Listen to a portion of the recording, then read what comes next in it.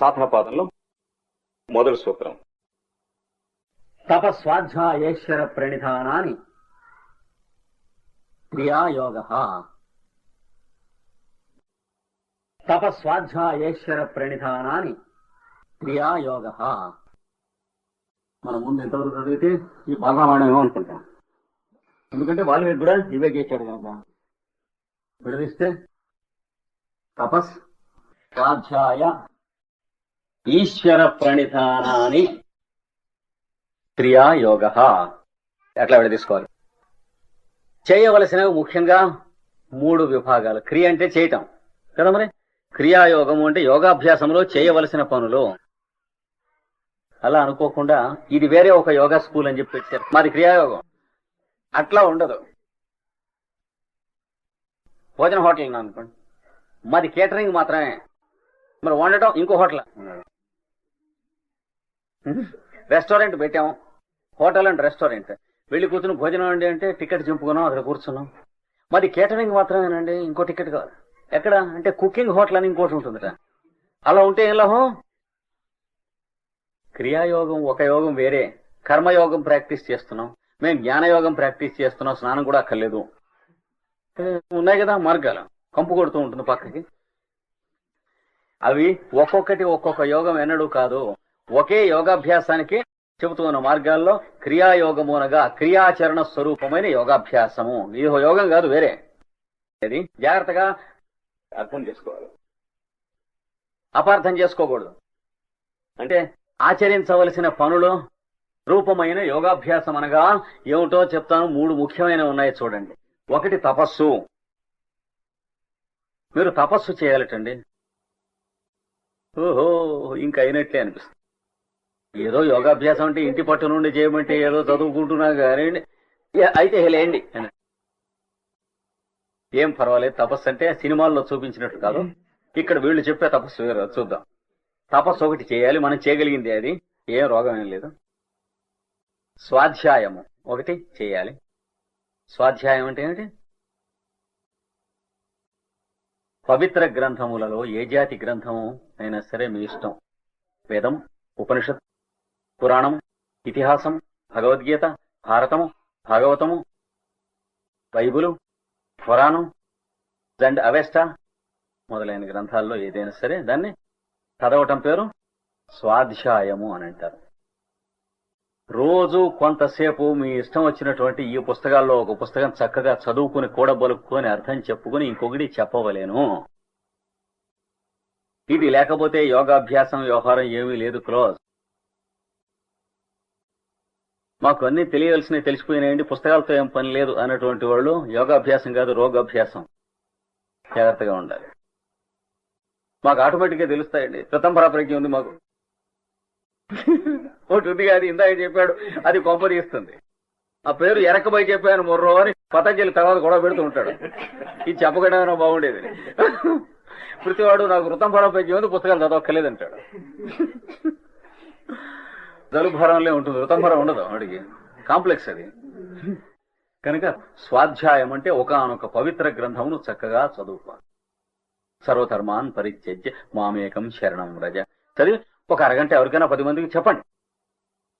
సర్వధర్మాన్ని వదిలిపెట్టింటే ఎలాగా మొదలైనటువంటివన్నీ. అలాగే మీ ఇష్టం. లవ్ దై నైబర్ యాజ్ దై సెల్ఫ్. నీ పొరుగు వానిని నిన్ను వలనే ప్రేమించము అనగా పొరుగు వాడనగా ఎవడు అని అడిగేట ఒక లాయర్. ఎవరిని? క్రీస్తు గారిని, యేసు క్రీస్తుని. కథ ఉంది. అడిగితే ఆయన ఒక కథ చెప్పాడు, గుడ్ సమరిటన్ అని. అది చదివి చెప్పండి చక్కగా. ఇలాగా రోజు కాస్త మీ ఇష్టం. 1 వాక్యం, 2 వాక్యాలు, 10 వాక్యాలు, ఒక అరగంట.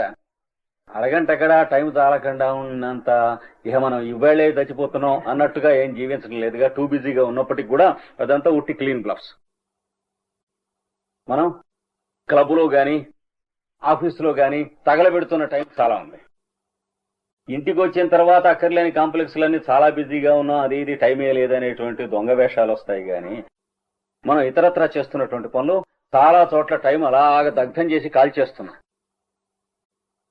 ఇరుగు పొరుగమ్మలు కూర్చుని ఎన్ని గంటలైనా కబుర్లు చెప్పుకుంటారు.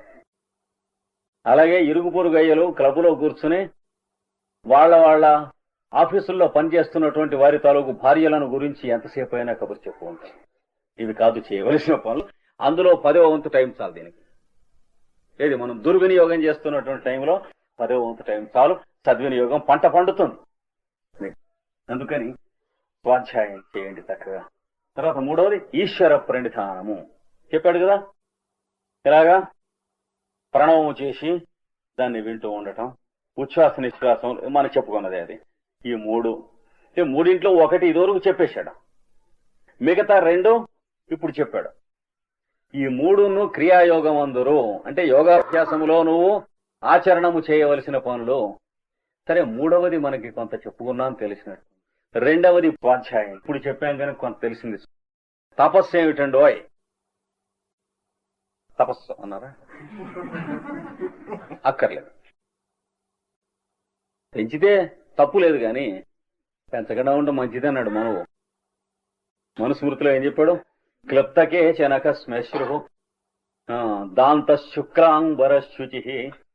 కేశములు అంటే జుట్టు, నఖములు అంటే గోళ్లు, మీసాలు గడ్డం ఇవి శుభ్రంగా గీకేసుకోండి. లేకపోతే గోళ్లు బాగా పెరిగి ఆ చేత్తో అన్నం తింటున్నారంటే అన్ని చోట్ల గోక్కున్నటువంటిది అందులో ఉంటుంది, దాంతో తింటున్నారా లేదా కోపడకండి అన్నాడు. ఏం చేస్తాం? అలాగే మీసాలు బాగా ఉండేదంటే మనం ప్రతిదీని వాటి మీదుగా వయా మీసాలుగానే తినాలి కదా, ఎందుకు తీసేయండి అన్నాడు. మనం చెప్పినవి ఇవి కనుక తపస్సు చేసిన వాళ్ళు ఋషులు వీళ్ళంతా గడ్డాలు మీసాలతో ఉంటారంట. అంటే సినిమాల్లో గతి లేక అలా ఉంటారు కానీ మామూలుగా అలా ఉంటారు వాళ్ళు. ఋషి అంటే వేరే ఏదో చూపించాలి కదా సినిమాలో, అంచేత వీడు అంటే తప్సు అన్నది అలాగా జడలు వేసుకుని ఉంటుంటాడు, బొయ్యి లేక అలా ఉంటుంటాడు. తపస్సు అనేటువంటి మాటకు అర్థం ఏంటంటే వేడి అన్నర్థం. తపస్సు చేయుట అంటే వేడిని పుట్టించుట. ఏ వేడిని పుట్టిస్తారు? యోగాభ్యాసానికి కావలసిన వేడిని పుట్టించాలి. అంటే కోపం వేడి, కామక్రోధాల వేడి అవి కావు. ఇంద్రియార్థములకు సంబంధించినవి, భౌతికమైనటువంటివి. ఇమోషనల్ వేడి కాదు, ఇన్స్పిరేషనల్ వేడి. ఇమోషన్ కు ఇన్స్పిరేషన్ కు తేడా తెలియాలి. అంటే ఏనుగకు పీనుగకు తేడా తెలిసినట్లు అంత తేడా ఉంది ఇమోషన్ కి ఇన్స్పిరేషన్ కి. ఇన్స్పిరేషన్ పరమ పవిత్రమైనది, ఇమోషన్ నానా బురద నీళ్లు కలిసినటువంటిది. ఒక చెరువులో దున్నపోతు దూరి స్నానం చేసి బయటికి వెళ్ళాక చెరువు ఎలా ఉంటుందో అది ఇమోషన్ అంటే. తర్వాత నీళ్లు కలతదేరి ఎండుపగింజ లేక చెళ్ళగింజతో ఆ నీళ్లు కుండలో తేర్చేసి యువతలకి తీస్తే తేట నీళ్లు ఎలా ఉంటాయో దాని పేరు ఇన్స్పిరేషన్. దాన్నే భక్తి యోగము అని అంటారు. ఇమోషన్ అంటే ఏమిటి? ఆవేశములు, కామక్రోధములు. దానికి దీనికి ఏమీ సంబంధం లేదు, జాగ్రత్తగా ఉండాలి. ఇక్కడ తపస్సు దేనికి సంబంధించిందంటే మన లోపల ఉన్న దివ్య తేజస్సు వెలుగుటకు కావలసిన వేడి పుట్టించుట. ఎలా పుట్టిస్తారు? భగవద్గీతలో సిలబస్ ఇచ్చాడు. తపస్సు వాంగ్మయమైన తపస్సు అంటే వాక్కునకు సంబంధించిన తపస్సు ఒకటి, మానసికమైన తపస్సు ఒకటి, కాయికం అంటే శరీరానికి సంబంధించిన తపస్సు ఒకటి. 3 రకాలైన తపస్సు ఇచ్చాడు. వాక్కునకు సంబంధించిన తపస్సు అంటే ఏమిటి? అనుద్వేగకరం వాక్యం అని ప్రారంభించి వరుస ఇస్తాడు. నువ్వు మాట్లాడినటువంటి మాట ఎవరికి భయము గాని, బాధ గాని, కోపం గాని, చికాక్ గాని, ఏమిరా ఇలా అంటాడు రాస్కేల్ అని అనిపించే ఐడియా గాని ఇవి కలిగించకుండా మాట్లాడటం అన్నాడు. ఉండదు అన్నాడా? అంత మాట అయితే కాసుకో అని అవతలవాడు ఎన్నడూ కూడా అనుకోకుండా ఉండటం. అంటే మనం ఏం మాట్లాడితే అవతలవాడు ఇలా అనుకుంటాడో అవి కాకుండా ఉన్న మాటలే మాట్లాడటం. ఉద్వేగకరము అంటే ఎదటివాడికి ఉద్వేగమును కలిగించు వాక్యం మాట్లాడటం మానేశాడు వీడు. అది వాంగ్మయ తపస్సు అంటే. అదే సత్య భాషణమును ఇందాక చెప్పినటువంటిది. తర్వాత మాట్లాడితే ఆ మాట్లాడిన మాట ఎవరికైనా పనికి రావాలి, తనకి గాని ఇంకోడికి గాని. అది ఈ 3 లక్షణములు ఉండి అభ్యాసం చేస్తే దానిని వాక్కుతో చేస్తూ ఉన్న తపస్సు అంటారు.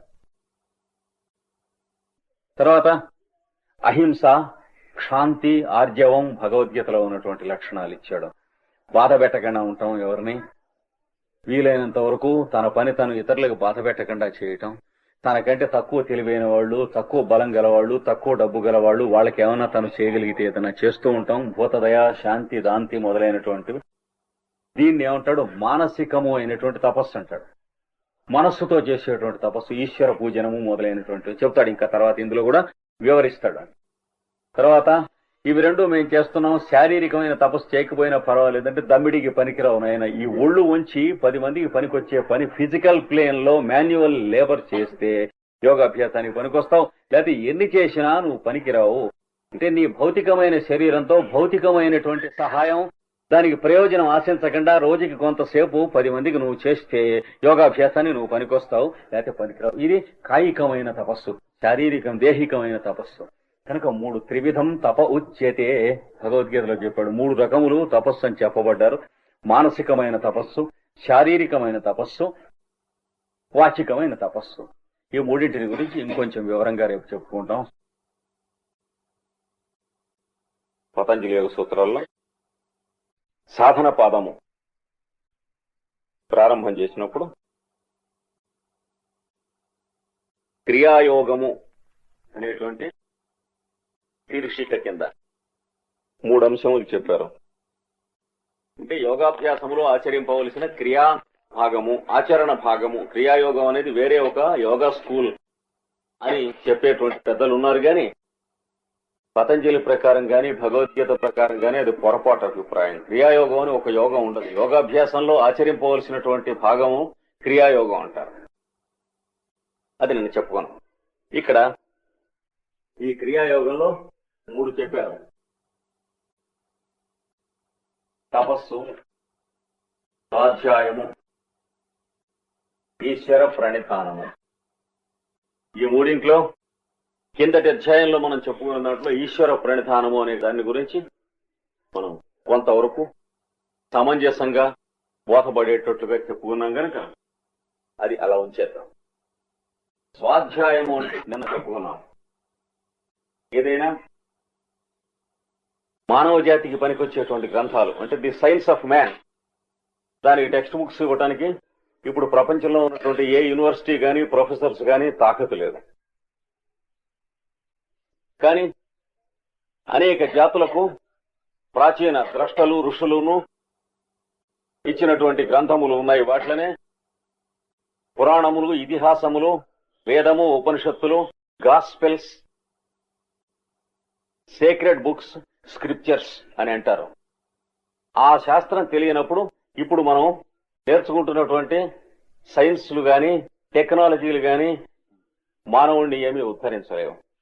అంటే మానవుడు ఎలా జీవించాలో the technical know how of human living, అది చేతకాకుండా హ్యూమన్ మెషిన్ ని, ఇంజిన్ ని ఉపయోగించుకున్నటువంటి వాడు, టెక్నాలజీ చేతకాకుండా వర్క్ షాప్ లోకి ప్రవేశిస్తే చేతులు కాళ్ళు ఎలా విరగొట్టుకుంటాడో, పాడు చేసుకుంటాడో, అలాగా తన ఆయుర్దాయం ఒక 30-40 సంవత్సరాలు అయ్యేటప్పటికి శారీరకము మానసికముగా వ్యాధిగ్రస్తుడై అటుపైన దీన్ని బియాండ్ రిపేర్ అయిపోయింది. ఇందులో ఏం చేయటానికి వీలు లేక ఇందులోకి భాగాలు ఇంపోర్ట్ చేయడానికి ఎక్కడి నుంచి వచ్చినాయో తెలియదు, ఎవడు తయారు చేసినాయో తెలియదు. కనుక శరీరం పాడు చేసుకున్న తర్వాత వేదాంతం చెప్పుకున్న ఒకటే, చెప్పుకోకపోయినా ఒకటే, మన ఉద్ధరించదే అన్నాడు కూడా. కనుక వేదాంతం కాదు మనకు కావాల్సినది ఒకటే, సైన్స్ ఆఫ్ మ్యాన్. అది కావాలి. అది సైన్స్ ఆఫ్ మ్యాన్. ఎందుచేతనో ఈ 2-3 శతాబ్దాల్లో ప్రపంచంలో ఏ దేశంలో, ఏ జాతిలో, ఏ విశ్వవిద్యాలయం గాని, ఏ ప్రొఫెసర్ గాని ఇవ్వడానికి కావలసినటువంటి తాహతు అంటే ఎవల్యూషన్ ఆఫ్ హ్యూమన్ బ్రెయిన్ కోల్పోయి ఉన్నటువంటి వారు కేవలం కమర్షియలైజ్డ్ ఎడ్యుకేషన్ ఇస్తున్నారు. ఎడ్యుకేషన్ అనేటువంటి పేరుతో చాలా రూడ్ పాలియోలిథిక్ ప్రాసెస్ తో మనస్సును పాడు చేస్తున్నారు. అంటే మెమరీ టెస్ట్ అనేటువంటి దాన్ని ఎడ్యుకేషన్ అనే పేరుతో ఫాల్స్ నేమ్ తో పిలుస్తున్నారు. ఎప్పుడైతే ఎడ్యుకేషన్ అని మనం చెబుతూ ఉన్నటువంటి దాన్ని పేస్ అయ్యి కుర్రవాడు యువతలకు వస్తాడో వాడు సహజతను కోల్పోతాడు. దెబ్బతిన్నట్టుగా, జబ్బు చేసి పచ్చని తిన్నట్లుగా, ఇంకా జీవితంలో చేరుకోలేనటువంటి ఆ ఫ్రెష్నెస్ పోయి మొహం చూస్తే వీడేదో పెద్ద పరీక్ష పేస్ అయ్యాడని తెలుస్తూ ఉంటుంది అనమాట. స్టన్నింగ్ గా ఉంటుంది.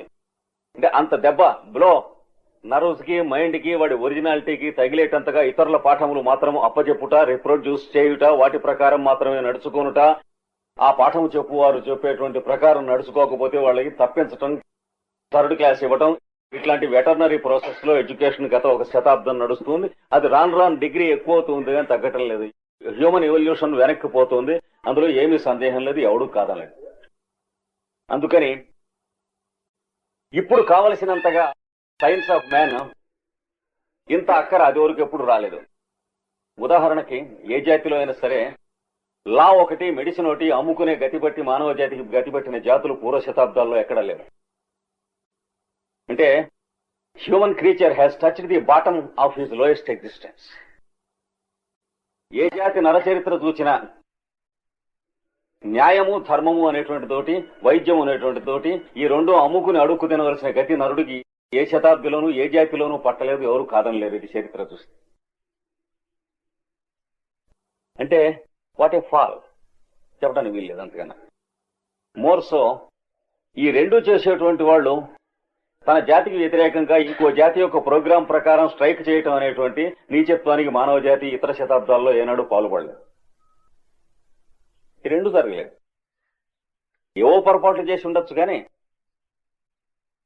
మూడవది, యుద్ధములు జరిగినప్పుడల్లా యుద్ధాలు చేసేటువంటి వాళ్ళు ఎక్కడో యుద్ధ భూమిలోకి వెళ్లి కొట్టుకునేవాళ్ళు, ప్రజలు అన్ఎఫెక్టెడ్ గా ఉండేవాళ్ళు. కానీ ఈ శతాబ్దాల్లోకి వచ్చేటప్పటికి అభివృద్ధి ఎక్కడి దాకా వచ్చిందంటే యుద్ధములంటే ప్రజలు చచ్చిపోవటం, యుద్ధాలు చేసేటువంటి వాళ్ళకి లీస్ట్ డ్యామేజింగ్. ఎవడు పరిపాలిస్తే ప్రజలకు కావాలి, ప్రజల్ని తిన్నగా పరిపాలించడం కావాలి. కానీ ఎవడు పరిపాలించాలి అనేటువంటి జిజ్ఞాస కోసం అని చెప్పి ప్రజల మీద బాంబులు వేయటం అనేటువంటి ఒకానొక పీస్లీ యాక్ట్ మన 19వ 20వ శతాబ్దంలోకి క్రీపినైంది. కానీ నరజాతికి అంతకు ముందు శతాబ్దాల్లో ఎక్కడా ఉన్నట్లుగా చరిత్రలో లేదు. యుద్ధభూమి ఉండేది, అక్కడికి వెళ్లి యుద్ధం చేసుకొచ్చేవాడు, పోయినవాడు మట్టి కొట్టుకుని పోయేవాడు, బతుకున్నవాడు తిన్నగా పరిపాలించేవాడు. అది జరిగింది. అంటే ఇది అన్ని జాతుల్లోనూ ఒక జాతి సంగతి కాదు ఇది చూస్తే. కనుక a direct fall into beastly stature, human stature beastly stature కి వచ్చింది అనటానికి ఎవడు కాదని తల ఎత్తి సిగ్గు లేకుండా మొహం ఎత్తి ఇది ముందుకెళ్ళిందని చెప్పడానికి వీలున్నవేవి లేవు. కానీ ఇలాంటప్పుడు కావాలి కానీ సైన్స్ ఆఫ్ మ్యాన్ మిగతా అప్పుడు లేకపోయినా అట్టే పరాడు. కనుక ఇది ఛాలెంజ్ టెస్ట్ పీరియడ్. అంటే హ్యూమన్ బీయింగ్ గా ఉండిపోతాడా, లేకపోతే ఇన్హ్యూమన్ బీయింగ్ గా వచ్చి ఇదివరకు కల్పాల్లో లాగే గ్లోబల్ వార్ తెచ్చుకుని మ్యాస్ స్కేల్ సూయిసైడ్ చేసుకుంటాడా అనేటువంటి స్టేజ్కి మళ్ళా నరజాతి వచ్చాం. ఇదివరకు చాలా మాటలు ఈ అపచారం చేసి నరుడు ఈ భూమి మీద నుంచి నాశనం అయిపోయి మళ్లీ పుట్టడం, ఆదిమ నివాసుడు మళ్లీ పైకి రావడం, ఈ సైకిల్స్ చాలా మాటలు జరిగినాయి. జరిగి మళ్ళా ఇప్పుడు ఆ సైకిల్ దగ్గరికి వచ్చాం. కనుక సైన్స్ గానీ, టెక్నాలజీ గానీ, హ్యూమానిటీస్ గానీ, ఆర్ట్స్ గానీ ఇవన్నీ ఇన్ఫర్మేషన్ అవుతాయంటే ఎడ్యుకేషన్ కావు. ఎడ్యుకేషన్ ఎప్పుడవుతుంది, విద్యలు కావు, ఇవి చదువులు అవుతాయి కానీ. కనుక ఇన్ఫర్మేషన్ కి ఎడ్యుకేషన్ కి తేడా తెలియనటువంటి దుస్థితిలో నరజాతి ముందుకు వెళుతూ ఉన్నది. ఇప్పుడు అంచేత ఈ యోగాభ్యాసానికి సంబంధించిన సైంటిస్ట్స్ ఏనాటి వాళ్ళో, వీళ్ళు 100 సంవత్సరాల వాళ్ళో 1000 సంవత్సరాల వాళ్ళో తెలియదు. వాళ్ళు ఇచ్చినటువంటి basic truths to follow, philosophy to learn వాళ్ళు ఇవ్వలేదు. పండితులు ఇస్తాడు కానీ ఫిలాసఫీ, యోగులోనూ యోగాభ్యాసం ఉన్నటువంటి వాళ్ళు ఫిలాసఫీ ఇవ్వడం, మనం అవలంబించి ఆచరించవలసినటువంటి ఒకనొక మార్గం ఇస్తాడు. యోగాభ్యాసంలో ఇచ్చింది ప్రొసీజర్ తప్ప ఫిలాసఫీ కాదు. మనం నేర్చుకునేందుకు కాదు, ఆచరించదలుచుకుంటే ఆచరించడానికి ఇచ్చాడు. కనుక క్రియాయోగము అనేటువంటి దాంట్లో స్వాధ్యాయము అనేది రోజు ఒక్క మాట ఆ పుస్తకాల్లో కొంత భాగం మీరు చేతనైంది చదువుకోండి అన్నాడు. ఏ పుస్తకాలు? ది సైన్స్ ఆఫ్ మ్యాన్ ఉన్న పుస్తకాలు, అనేక జాతులకు సంబంధించిన పుస్తకాలు. మీరు ఏ జాతికి చెందినవారో ఆ జాతికి సంబంధించిన పుస్తకాన్ని అయినా సరే, లేకపోతే మీకు నచ్చిన పుస్తకాన్ని అయినా సరే, అంటే వేదమో, ఉపనిషత్తో, భారతమో, భాగవతమో, రామాయణమో, భగవద్గీతో, బైబిలో, ఖురానో, జండ్ అవెస్టానో మనల్ని రక్షిస్తాయి. కానీ అందులో చెప్పబడిన విధానం నడుచుకుంటాం చేతకాకపోయినప్పుడు మనం ఎంత టెక్నాలజీ ఉన్నా సరే మనం మెంటల్ అండ్ ఫిజికల్ లేజినెస్ లోకి వెళతాం, కానీ మనం ఉద్ధరించేటువంటిది ఏం కాదు. అంటే కెపాసిటీ టు వర్క్ చచ్చిపోతుంది, మానవుడికి నైతికమైనటువంటి బలం పోతుంది. అందుకని స్వాధ్యాయం తప్పకుండా చేయమన్నాడు. స్వాధ్యాయము ఈశ్వర ప్రణిధానము. స్వాధ్యాయం అంటే ఆ గ్రంథాల్లో ఏదో ఒక గ్రంథాన్ని రోజు కాసేపు నువ్వు చదువుకుని ఇంకోటి చెప్పడం. ఇది కంపల్సరీ అన్నాడు. నువ్వు యోగాభ్యాసం సైంటిఫిక్ గా చేయదలుచుకుంటే, ముక్కు మూసుకుని ప్రాణాయామం చేస్తున్నాను, యోగాభ్యాసం చేస్తానంటే అది నువ్వు స్థాపించిన యోగాభ్యాసం అయితే అవ్వచ్చు, కానీ సైంటిఫిక్ గా యోగా అన్నట్లయితే తనవలసి వస్తుందన్నాడు. సైంటిఫిక్ గా యోగా అనేది ఒక ప్రొసీజర్ ఉన్నది. ఎవడి యోగా వాడిది, ఎవడు స్కూల్ ఆఫ్ థాట్ వాడిది అని ఉండదు దానికి ప్రొసీజర్ కి. మా ఎక్కాల పుస్తకంలో 7×43 అని ఉండదు. అంటే వాడు పిచ్చివాడు, మెంటల్ పేషెంట్ అని అర్థం అవుతుంది. కనుక ప్రొసీజర్ ఎప్పుడు ఒకటే ఉంటుంది. ఆ ప్రొసీజర్ ఇచ్చారు భగవద్గీతలో కానివ్వండి, పతంజలి యోగ సూత్రాల్లో కానివ్వండి, వాటికి సంబంధించినటువంటి పుస్తకాల్లో కానివ్వండి. ఆ ప్రొసీజర్ ఫాలో అవ్వదలుచుకున్నటువంటి వాళ్ళని యోగాభ్యాస పరులు అని అన్నారు. ఆ ఫాలో అయ్యేటువంటి దాంట్లో స్వాధ్యాయం అనేటువంటిది కంపల్సరీగా పెట్టాడు. అంటే మీరు ఈ పుస్తకాల్లో భగవద్గీతని తీసుకోండి, భారత భాగవత రామాయణాలు, లేదా ఇంగ్లీష్ లో ఉన్నటువంటి వీటి అనువాదాలు తీసుకోండి పెద్దలు చేసినటువంటి, లేదా ఇంగ్లీష్ లోనే ఇండిపెండెంట్ గా రాసినవి అంత పుస్తకాలు ఉన్నాయి అలాంటివి. ఉదాహరణకి మేడం బ్లెవెట్స్కి ప్రాచీనం అయినటువంటి కొన్ని వేల సంవత్సరాల కిందటి గ్రంథం ఒకటి అనువాదం చేసింది సెన్జార్ అనేటువంటి భాషలో వచ్చి. The voice of the silence అని చిన్న గ్రంథం, చాలా చిన్న గ్రంథం. అందులో 2-3 వాక్యాలు చదువుకుని రోజు కాసేపు దాని మీద ఆలోచించినా సరే అన్నాడు, మనస్సును దాని మీద పెట్టినా.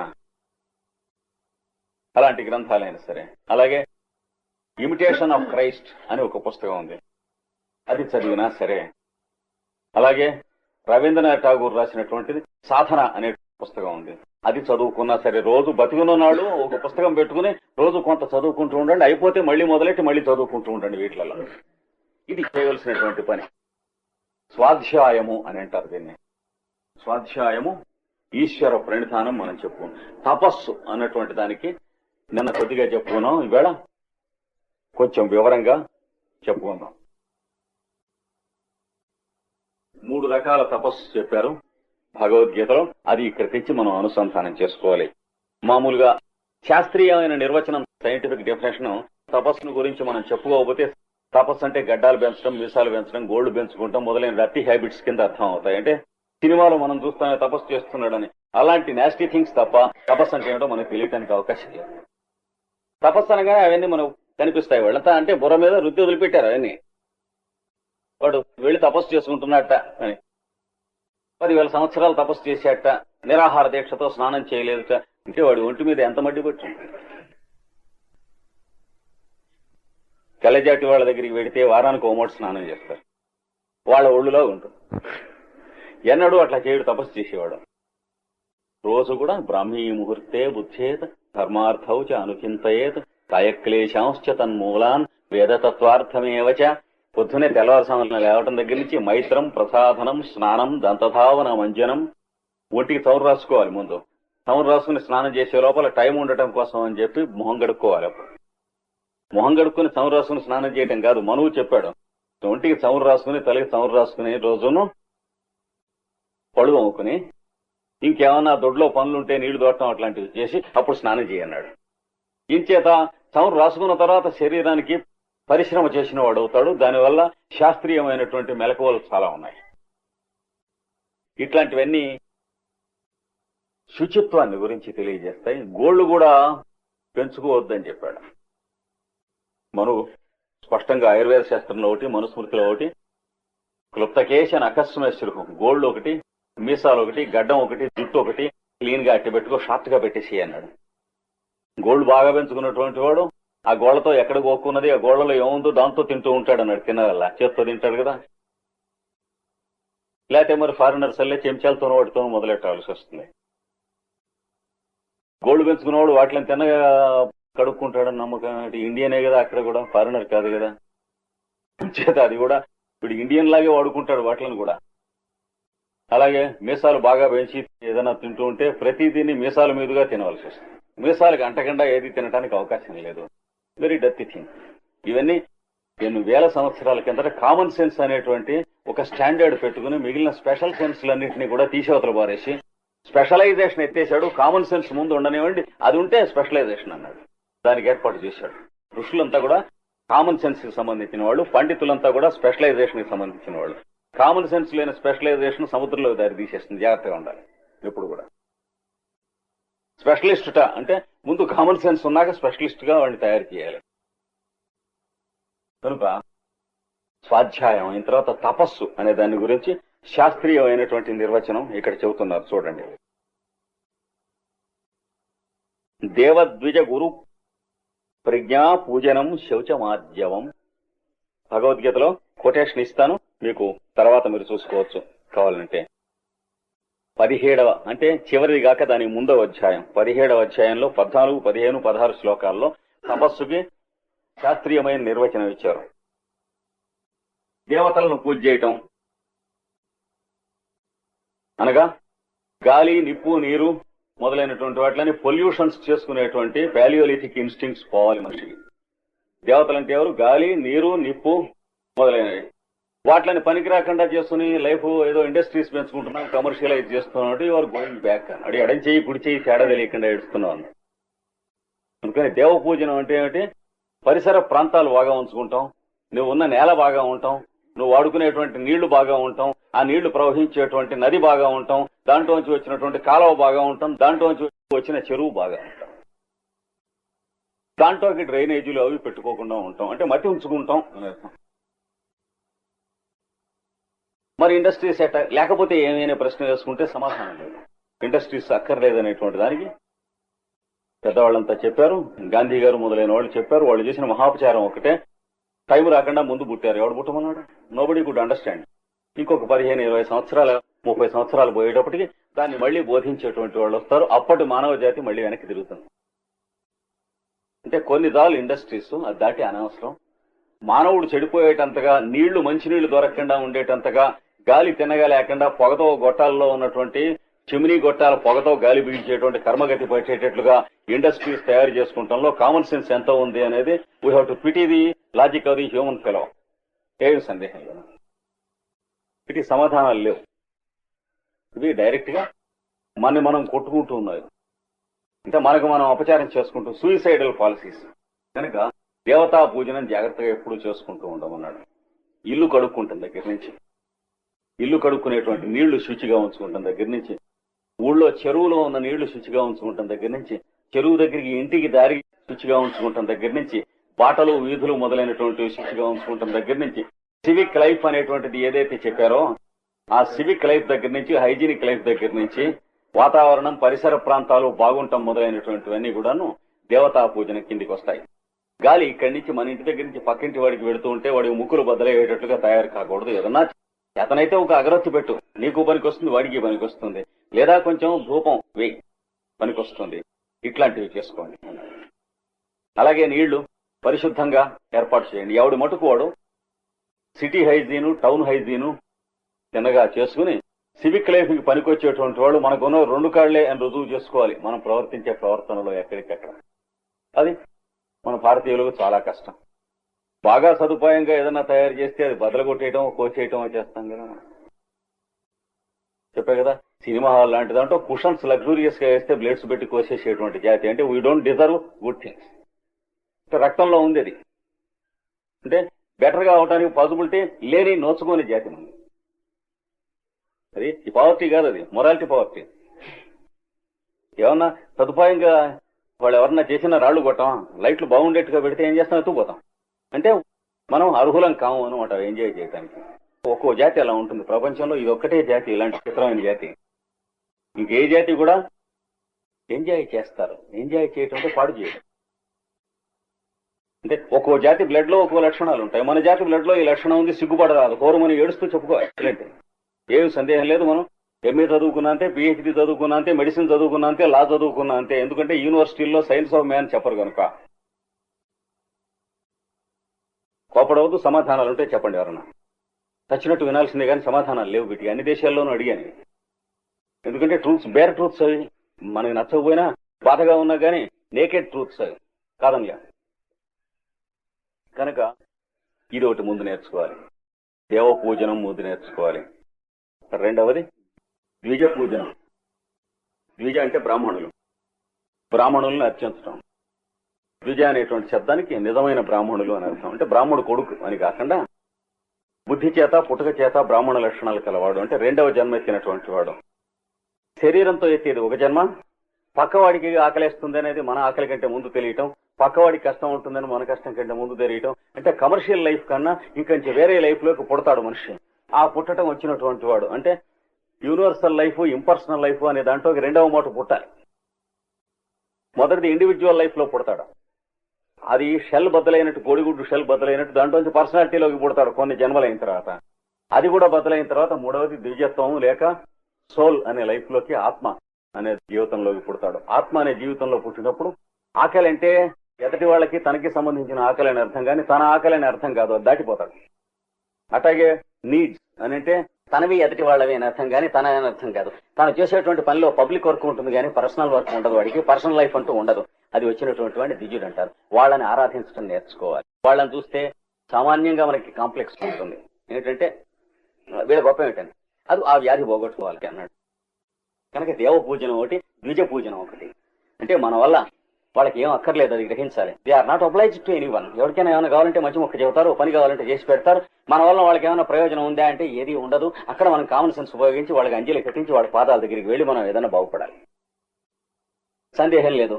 ఎందుకండి వాళ్ళ పాదాలకి మొక్కటం అని అంటే ఆ ప్రశ్న పోవటానికి, అంటే కాంప్లెక్స్లు తెగటానికి అదొకటే మార్గం. ఇంకో మార్గం సైకో అనాలిసిస్ కానీ సైకాలజిస్ట్ కానీ చచ్చినా హెల్ప్ చేయలేడు. పాదాలకి దండం పెట్టేందుకు ఒకడు పాదాలకి అన్నాడు. ఆ ప్రశ్న ఎందుకు పుడుతుందో దానికి సంబంధించిన వ్యాధి లోపల ఉంటుంది. అది తెగటానికి అదొకటే మార్గం. తెగాక ఇంకా పెట్టినా పెట్టకపోయినా ఒకటే. అది డైరెక్ట్ ఆన్సర్ ఇచ్చారు పెద్దవాళ్ళు. ఏది పెద్దవాళ్ళకి దండం పెట్టేందుకు, పెద్దవాళ్ళు చెప్పినట్టు వింటం ఎందుకు, గురు శిష్య సంప్రదాయం ఎందుకు అంటే ఆ ప్రశ్న ఎందుకు పుడుతుందో ఆ వ్యాధి నశించడానికి అని చెప్పారు. ఆ ప్రశ్న పుడుతుందంటే మిస్చిఫ్ అని అర్థం కదా. అయితే ఇండివిజువాలిటీ చంపుకోవాల్సిందేనా అంటే నువ్వు ఇంకా కొన్ని జన్మలు ఆగి మళ్ళీ సెప్టెంబర్కి కట్టు అన్నారు. అంటే ఇండివిజువాలిటీ మీద నమ్మకం ఉన్నవాడు అప్పుడే ఇందులోకి రాకు. యోగాభ్యాసం అది ఇది వెరవకబులు చెప్పకన్నాడు. ఇది అయిపోయిన తర్వాత కోడిగుడ్డులో ఉన్నటువంటిది కోడి పిల్లలాగా అరుస్తానంటే ఎట్లాగా వెయిట్ చేయాలి. చిన్నపిల్లవాడు నాకు గడ్డం చేసుకుంటాను, గడ్డం ఎప్పుడు వస్తున్నాను అని ఏడిస్తే ఏం లాభం? He has to wait. That's only answer. అలాగే ఎవల్యూషన్ లో మనం కూడా కొన్ని జన్మలు వెయిట్ చేయాలి ఈ స్థితి రావటానికి. ద్విజ పూజనం అది చేసిన తర్వాతనే మనకు కూడా ద్విజత్వం వస్తుంది, లేకపోతే చచ్చిన రాదు. అలాంటి వాళ్ళ పాదాలకి మనం సేవ చేయాలి. వాళ్ళకి కావాల్సినటువంటి పర్సనల్ నీడ్స్ మనం తీర్చాలి. అప్పుడు మనకి జ్ఞానం పొరవించుకోవాలి. జ్ఞానం అంటే నాలెడ్జ్ కాదు, ఇన్ఫర్మేషన్ కాదు, వాడి జ్యోతి మనకు అర్థం కావటం కాదు. ఒక మ్యాగ్నెట్ తో ఇంకొక ఐరన్ పీస్ లో వచ్చే చేంజ్ ఏదైతే ఉందో దాన్ని జ్ఞానం అంటారు. అంటే అది ఇండక్షన్ వల్ల జరుగుతుంది కానీ కండక్షన్ లేకపోతే వీడి థాట్ వాడికి ఎక్కించడం, బ్రెయిన్ వాషింగ్, ఇన్ఫెక్షన్ ఇట్లాంటి వెటర్నరీ మెథడ్స్ వల్ల వచ్చేటువంటిది కాదు. అది తెలుసుకోవాలి. ఇండక్షన్ మెథడ్ గురు శిష్య సంబంధం అయింది. సాన్నిధ్యము అంటే ఇక్కడ మ్యాగ్నెట్ పెడితే ఇక్కడ ఇనప ముక్కలో ఏ రకమైనటువంటి మేల్ కాన్సెప్ట్ జరుగుతూ ఉంటుందో అది. దానికి ఇన్ఫర్మేషన్ తో సంబంధం లేదు, ఇన్ఫర్మేషన్ ఉన్నా లాభం లేదు. చూసారా, మ్యాగ్నెటిజం అనే ఇంత పుస్తకం ముచ్చుకుని చెప్పాం కదా, బల్ల మీద తాళం చేయి పెట్టి ఆ పుస్తకంతో ఎంత రుద్దినా ఈ తాళం చేయి ఎలా అయితే మ్యాగ్నెట్ కాదో, ఇన్ఫర్మేషన్ తో ఏ రకంగానూ గురువు శిష్యుడు సంబంధం రాదు. కానీ గురు శిష్య సంబంధంలో కావాల్సిన ఇన్ఫర్మేషన్ కాదు, మేల్కాంచుట. లోపల ఉన్నటువంటి ఒకనొక అవేర్నెస్, అదివరకు నిద్రపోతూ ఉన్నది మేల్కాంచాలి. అప్పుడు ద్విజుడు అవుతాడు. రెండవ ప్రజ్ఞలోకి, దివ్య ప్రజ్ఞలోకి మేల్కాంచాడు. అంటే ఇంపర్సనల్ పబ్లిక్ లైఫ్ లోకి మేల్కొన్నాడు. అదివరకేమో పబ్లిక్ అంతా ఉంటున్నారని అనుకుంటున్నా, ఎవరిలో వాడి ప్రాణం ఉంటుందని అనుకుంటున్నాడు. ఈ జ్ఞానం వచ్చేటప్పటికి ప్రాణం అనేటువంటి ఒక మహా సముద్రంలో వీళ్ళందరూ జీవులు నౌకలో ప్రయాణంలా చేస్తున్నారని తెలుసుకుంటూ ఉంటాడు. అంటే ఎవడి శరీరంలో వాడు ప్రాణం ఉంటూ ఉంది అనేటువంటి ఎల్కేజీ స్టేజ్ దాటి ప్రాణం అనేటువంటి ఒక మహాప్రవాహంలో ఈ శరీరాలు మునిగి తేలుతూ ఉన్నాయి, ప్రయాణం చేస్తున్నాయి అనేటువంటి ఒక రహస్యాన్ని దర్శనం చేస్తాడు. అది చేసిన తర్వాత కానీ పబ్లిక్ లైఫ్ అంటే ఏమిటో తెలియదు. అది తెలిసిన తర్వాత ప్రైవేట్ లైఫ్ ఉండదు. Individual life, personal life requirements ఉండవు. వాడికి కావాల్సింది ఇంత తిండి, ఇంత బట్టాను ఉండటానికి కావాల్సినటువంటిది. అవి ఎక్కడ పని చేస్తూ ఉంటే అక్కడే వాడికి సహజంగా వాడి దగ్గర వెతుక్కొస్తాయి. అది దాటి ఆలోచించినప్పుడు, అది దాటి ఆలోచించిన వాడికి వెతుక్కు రావు గనక వాడు కుక్కర్లే దానికోసం ప్రయత్నం చేయాలి. అది తేడా వాడికి వీడికి. ఎప్పుడైతే దానికోసం కేర్ చేస్తాడో వీడు దాని వెంట పడాలి కుక్కర్లే. ఎప్పుడైతే వీడు కేర్ చేయకుండా పబ్లిక్ లైఫ్ కి కేర్ చేస్తాడో వీడి వెంట అవి కుక్కర్లే వస్తాయి. వాడు ద్విజుడు అంటే వాళ్ళని సేవించండి అన్నాడు. ఇది రెండవది. దేవ ద్విజ గురువుల్ని పూజ చేయటం అంటే తనకు మార్గం నేర్పినవాడు, ఇందులోకి ఇట్లాంటి వాటిలోకి జీవితం ఎలా జీవించాలో నేర్పినవాడు, పాఠం చెప్పినవాడు. అది కూడా వాడు కూడా వీడంత వాడు కాదు కానీ వాడు ఏదైనా సబ్జెక్ట్ కొంచెం ట్యూషన్ చెప్పినవాడు, పరీక్ష ఎలా పాస్ అవుతారో మంచి మార్గాలు మాత్రం నేర్పినవాడు. వాళ్ళందరినీ గురువులు అంటారు. అన్నిటికంటే ముఖ్యంగా ఈ శరీరం అనేటువంటిది మనకు నేర్పినవాడు, ఇచ్చినవాడు తండ్రి మొట్టమొదటి గురువు. కనుక తండ్రిని మిగతా గురువులు వాళ్ళని అర్చించడం, పూజించడం, వాళ్ళని ఆరాధించడం. అంటే డివోషన్ అనేటువంటిది ఉండాలి. అది డెవలప్ చేయకపోతే ఇమోషన్ పోదు. ఇమోషన్ ఉన్నప్పుడు దున్నపోతల్లే ఉంటాం, గేదెలాగా ఉంటాం మనం. డివోషన్ వచ్చినప్పుడు పరమ పవిత్రంగా వియద్గంగలాగా తయారవుతాం. దానికి దీనికి తేడా ఉంటుంది. కనుక ఇమోషన్ అనేటువంటి ఒకనొక పశుత్వం నుండి డివోషన్ అనేటువంటి దివ్యత్వానికి మనం అడుగు పెట్టాల్సి ఉంటుంది. అది భక్తి అనేటువంటిది. వీళ్ళ ఎంత భక్తి చూపిస్తే తప్ప భక్తి రాదు. మనం ఏది ఇన్వెస్ట్ చేసామో దాంట్లో లాభం వస్తుంది, లేకపోతే ఏమొస్తుంది? నేను పెట్టుబడి పెట్టాను అనుకోండి, మీరు బిజినెస్ చేయండి అంటే వాడే పుచ్చుకుంటాడు. లాభం మీకెందుకు ఇస్తాడు?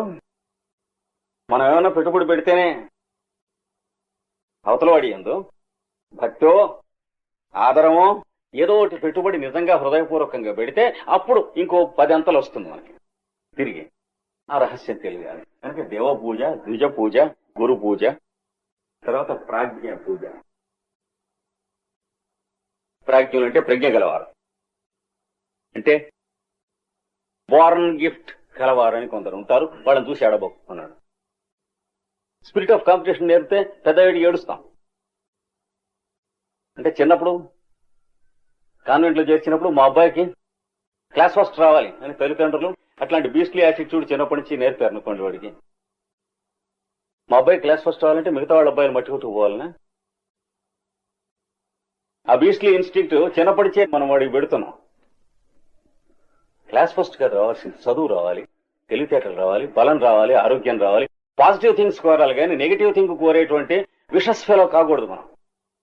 అంటే competition should never be the keynote. అప్పుడు వెనమస్ సర్పెంట్స్ లాగా అయిపోతారు. వాటికంటే చాలా భారం అయిపోతారు మానవులు. అంటే వచ్చేది రిజల్ట్ ఏమిటి? కాంపిటీషన్ వస్తే గ్లోబల్ వార్ తప్ప ఇంకేం లేదు. అది ఇదివరకు 2 వార్స్ జరిగినాయి, 3 జరగబోతుంది. ప్రత్యక్ష ప్రమాణం ఎవరిని అడగక్కర్లేదు, డైరెక్ట్ ప్రూఫ్. అంటే మ్యాన్ బీస్ట్ అయిపోయిన తర్వాత ఇంకా జరిగేది ఏమిటి? మిగతా జంతువుల్లాగా ఉన్న చోట కొట్టుకుని మానేసేయడు. వీడి తెలివితేటలు కూడా సహాయపడుతుంది, కానీ మళ్ళీ జాతి లేకుండా నశిస్తాడు. డిస్ట్రక్షన్ లో కూడా వీడికున్న యూనిక్ ఇంటెలిజెన్స్ పనిచేస్తుంది. అది ఉన్న చోట ఏమవుతుందంటే ఆ రకంగా కాంపిటీషన్ కీనోట్ గా పెంచినటువంటి వాళ్ళ జాతిలోనూ ఇండ్లలోనూ ఎవరన్నా పుట్టుక చేత కొంత మంచి లక్షణాలు కలవాళ్ళు, గిఫ్టెడ్ గా ఉన్నటువంటి ప్రజ్ఞ గలవాళ్ళు ఉన్నట్లయితే వాడు ఆర్టిస్ట్ అండి, ఎవరి దగ్గర నేర్చుకోలేదు, ఇలాగ బొమ్మ వేస్తే ఇలా వస్తుంది అనేటప్పటికి ఇన్స్టింక్టివ్ గా మనస్సు నేర్చుకోకుండా ఎలా వస్తుంది అనిపిస్తుంది. అది ఆ ఇన్స్టింక్టివ్ గా ఎవర్షన్ కలిగేటువంటి లక్షణం, ఆ వ్యాధి పోగొట్టుకోవాలి. మా చిన్నప్పుడు బాపట్లో ఒక కుర్రవాడు ఇట్లాగా చేత్తో ఉట్టుకుని పాట పాడేవాడు. పిచ్చివాడు అని చెప్పి రోడ్డు మీద తిరుగుతూ ఉండేవాడు. తల్లిదండ్రులు లేరు వాడికి. వాడు ఎవరన్నా దారిపోతుంటే బాధలు, నడుము నొప్పులుగా ఉండి, రొమెటిక్ అనే గాని, చెయ్యి నొప్పి గాని, మెడ నొప్పి గాని, దెబ్బ తగిలినటువంటి తాలూకు నొప్పులు గాని, వీటిలో ఏ బాధలు ఎన్ని సంవత్సరాల నుంచి అయినా ఉన్నవాళ్ళైనా సరే వాడు రోడ్డు మీద ఎడుతూ నాకు నొప్పిగా ఉంది అప్పన్నా అని అడిగేవాడు. అడిగితే వాడు ఇలా ముచ్చుకుని రామ రామ రామ అని పాడేవాడు. పిచ్చివాడు, పిచ్చి పాట పాడేవాడు. పాడితే ఒక 2 నిమిషాలు పాడేవాడు, వదిలిపెట్టేవాడు, అప్పిపోయేది. అందరికీ తెలుసు అదే అప్పుడు ఉన్నటువంటి. అప్పుడు మా చిన్నప్పుడు ఉండేవాడు. నా వయసులో ఉన్నవాళ్ళు చిన్నతనంలో వాడిని చూసిన వాళ్ళు చాలా మంది ఉన్నారు బాపట్ల గ్రామంలో. వాడిని గురించి ఎక్కడన్నా చెప్తే ఏదో అలాగే ఉంటుంది అంటే ఇంగ్లీష్ చదువుకున్న వాళ్ళు, మాలాగా యూనివర్సిటీల్లో చదువుకునే వాళ్ళు సమాధానాలు ఎలా ఇచ్చేవాళ్ళు నాకు బాగా తెలుసు. ఎందుకంటే మేము అది చదువుకున్నాం కనుక, అందులో ఏం లేదు కనుక. ఏమంటారంటే ఊరికే ఆటో సెషన్ అండి, ఆ కాసేపు తగ్గినట్టు ఉంటుంది. అంటే ఇట్లాంటి చచ్చు సమాధానాలు యూనివర్సిటీస్ లో చాలా నేర్చుకుంటాం. Good for nothing fellows cities లో ఉంటే వస్తాయి మనకి. విశాఖపట్నంలో మేము నేర్చుకునేటువంటివి చాలా ఉన్నాయి. తర్వాత ఇట్లాంటి వదిలిపెట్టి సజీల స్నానం చేసేవి తాతలు దిగి వచ్చారు. ఇవి రావటం తేలిక, పోవటం చాలా కష్టం. తర్వాత మా నాన్నగారు, మాస్టర్ సివి గారు, పెద్దలు అట్లాంటి వాళ్ళ దయ వల్ల పోయినాయి అనుకోండి. పోయినాయంటే పూర్తిగా పోయినాయని కాదు, 50% పోయాయి.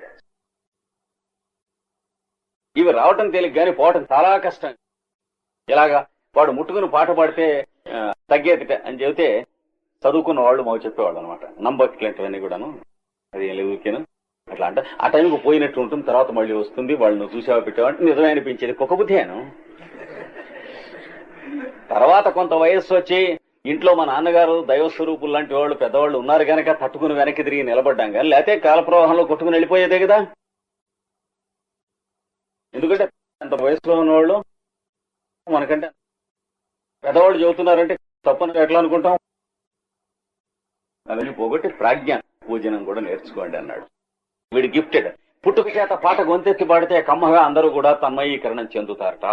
అంటే ఒప్పుకోం మేము. మనం ఒప్పుకుంటామేంటి? మనం ఒప్పుకోకపోయినా ప్రపంచంలో వెంట్రుక కూడదా తెలుసుకోవాలి. మనం ఒప్పుకుంటే సంబంధం లేదు ప్రపంచానికి.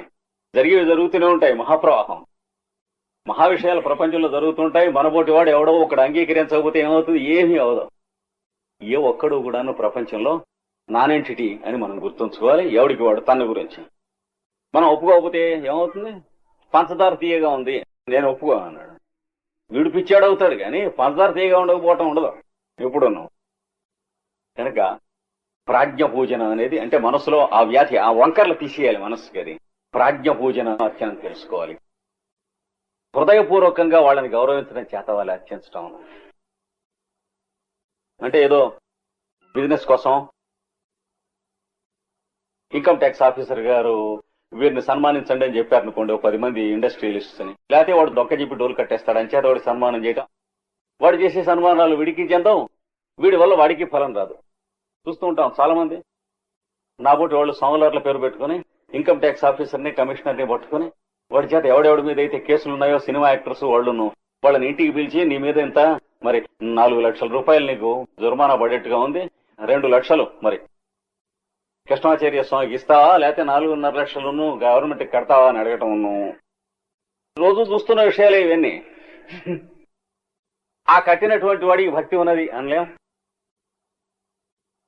వాడిని ఉద్ధరించదు, భక్తి లేదు కదా. ఒకడికొకడు చేసినటువంటి మాన్యువల్ వర్క్ వల్ల ఉద్ధరింపబడతాడు కానీ మనీ వల్ల గిఫ్ట్స్ వల్ల ఎవడి వల్ల ప్రపంచంలో ఇంతవరకు ఉద్ధరింపబడలేదు. ఎందుకంటే మనీ వల్ల చేంజ్ రాదు ఎవరికి. నేను మీకు చేసిన ఏదైనా పని చేస్తే ఫిజికల్ గా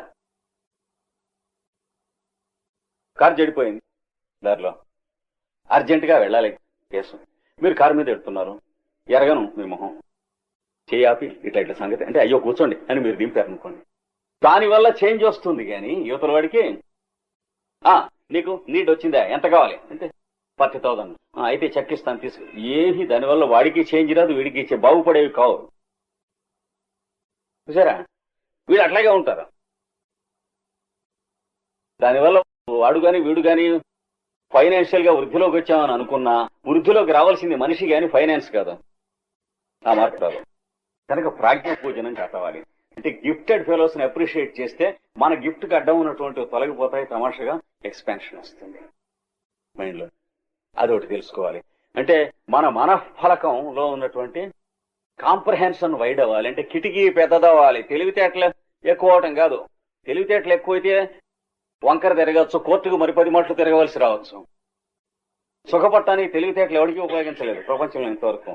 పరస్పరత్వం ఉపయోగించింది. కానీ ఎవడు సుఖపడ్డాడంటే ఒకడికొకడు సహాయపడ్డవాడు సుఖపడ్డాడు. కానీ తెలివైనటువంటి వాడు ఇప్పుడు ఆ కోర్టు వెనకాల టౌట్లని పడుకుని ఉంటారు, తుండుగుడ్డ అక్కడ వేసుకుని, అంటే దస్తావేజులు రాసి పెట్టేవాళ్ళు, తర్వాత సాక్ష్యం చెప్పేవాళ్ళు, వీళ్ళు వాళ్ళకున్న తెలివితేటల ప్రపంచంలో ఎవడికి ఉండవు. కానీ తెల్లారులేస్తే వాడికి వచ్చేదంతా ఆ రోజు బియ్యపు డబ్బులు అంతే. అంతే తెలివితేటల వల్ల ఎవడు బాగుపడలేదు ప్రపంచంలో. దేనివల్ల బాగుపడ్డాడో వీడు చేసింది ఇంకోటి పనికొస్తే దానివల్ల బాగుపడ్డాడు. తెలివి తక్కువ వాడైనా సరే వాడు ఆ పని అలాగే చేసుకుంటూ పెడితే అలాగే మెడలు కట్టేసి పిల్లలందరికీ కూడాను పెళ్లిళ్ళు అవి చేశాడు. తెలివి ఉన్నదా అంటే ఉండక్కర్లేదు. తెలివి ఎంతవరకు కావాలి, జంతువులకు ఉన్నంత వరకు చాలు, అంతకంటే అక్కర్లేదు. వాడు కొంచెం ఎక్కువ ఉన్నా దాన్ని అనవసరంగా అది పని చేయనివ్వకూడదు. మనం కావాల్సి వస్తే పని చేయించాలి. కానీ దాని చేత మనం మాస్టర్గా ఉండాలి, కానీ అది మాస్టర్ను మనం డాగ్ వల్లే ఉండకూడదు.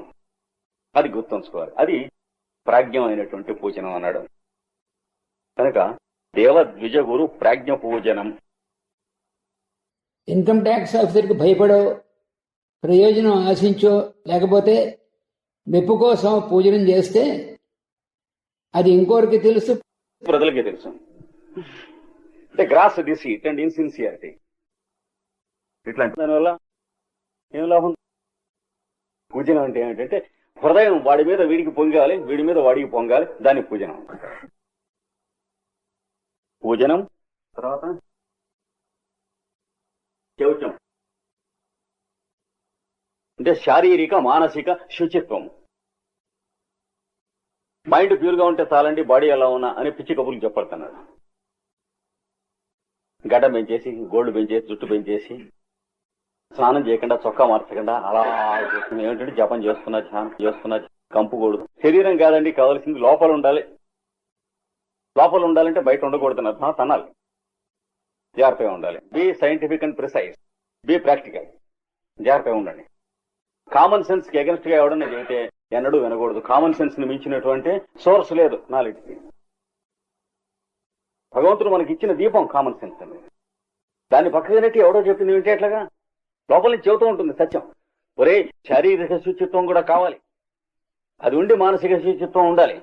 ఉట్టి శరీరం ఏ రోజు కారో శుభ్రంగా స్నానం చేసి, పెర్ఫ్యూమ్స్ తో స్నానం చేసి, పైన పెర్ఫ్యూమ్స్ పూసుకుని, మల్లె పువ్వుల్లా గుడ్డలు తొడుక్కుని, మాత్రమే ఉండి మనిషికి మనస్సు లేకుండా హృదయం లేకుండా కాగిత పువ్వుల్లాగా ఉంటే అది లాభం లేదు.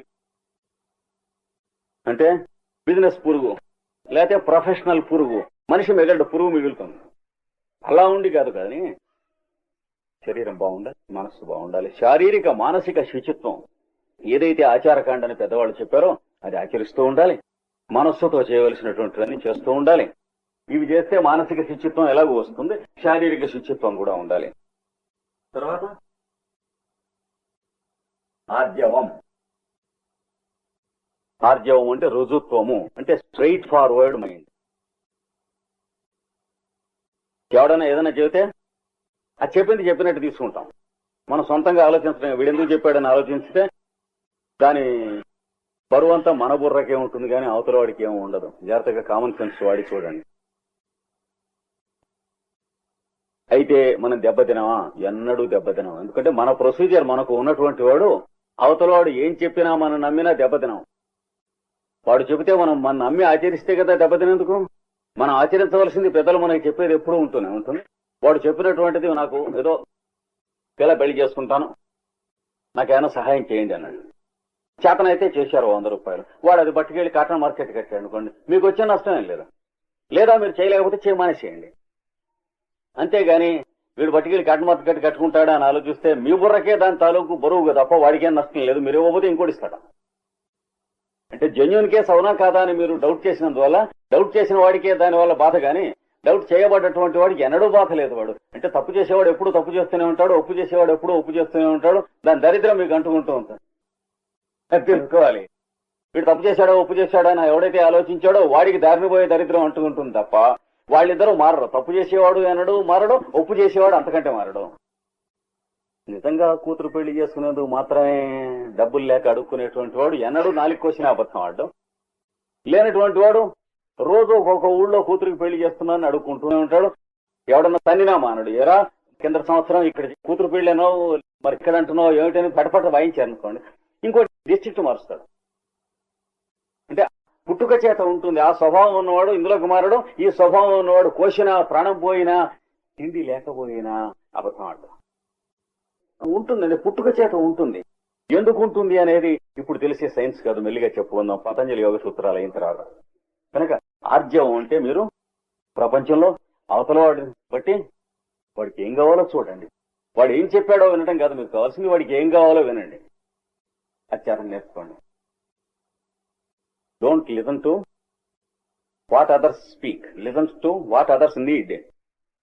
చేత అవుతుంది. తర్వాత don't speak as to what others think of you. ఈ రెండు పోవాలి. మన గురించి ఇతరులు ఏమనుకుంటున్నారు అనే దరిద్రం పోవాలి. దానివల్ల తలనొప్పేవాడికి ఇతరులకు ఎప్పుడూ ఉండదు. మనకే కామన్ సెన్స్ లేదని కూడా రుజువు అవుతుంది. మన గురించి పబ్లిక్ ఒపీనియన్ ఎట్లా ఉంది, ఎట్లా ఉంటే వాళ్ళు పెడతారా పోషిస్తారా. మన మహానుభావుడు అని అనుకున్నాడు అంటే ఫూల్ చేశాడు అని అర్థం. లేదా మన గురించి పిచ్చిముడావుడు అని చెప్పాడు, ఆ రాత్రి అంతా నిద్రపట్టలేదు. నిద్ర ఎవడికి పట్టలేదు, అన్నవాడికా విన్నవాడికా. అందుచేత కామన్ సెన్స్ కూడా లేదని తెలుసు. వాడు పిచ్చిముడాకుడు అన్నది ప్లస్ కామన్ సెన్స్ కూడా లేదని మనకే రుజువు అవుతుంది. తెల్లారెడ్డివాడికి ఇంకో పాయింట్ కూడా. 3వ రోజు వచ్చేది బీపీ కూడా వస్తుంది. దానివల్ల మందులు కూడా మన డబ్బులు పెట్టే పుచ్చుకోవాలి కానీ అన్నవాడు ఏమన్నా ఇస్తాడా. ఇవన్నీ కామన్ సెన్స్ కి తెలిసే పాయింట్స్. కామన్ సెన్స్ ని మించి ఏవి సత్యాలు కావు తెలుసుకోవాలి. కనుక ఆర్జవం అంటే సూటిగా తీసుకో. అవతల వాడు ఎవరితోనో నిన్ను గురించి పిచ్చిముడాకుడు అన్నాడు, నీకెందుకు, అది వాడికి సంబంధించింది. నువ్వు కనిపించిన తర్వాత మహానుభావులు సార్తామని అన్నాడు, అదే అంతే. ఆ మొదటి దానికి ఎంత విలువ ఉందో దీనికి అంతే విలువ ఉంది. దీనికి ఇన్సల్ట్ చేయకు, దానికి కన్సల్ట్ చేయకు, రెండు వదిలిపెట్టు. నీ ప్రొసీజర్ నీకు ఉంది కదా. వాడికి ఏదైనా బాధలు ఉంటే హెల్ప్ చేయి. ఎందుకంటే ఆవిడ పిచ్చిముడాకుడికి అన్నాడే అనేటువంటి జీడి నీ మైండ్ లో అట్టి పెట్టుకున్నట్లయితే స్కాచింగ్ గా ఉంటుంది. అది దాని ఆల్కలైడ్ నీ మైండ్ మీద పనిచేస్తుంది.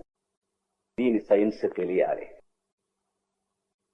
ఏమనుకుంటున్నారు మన గురించి?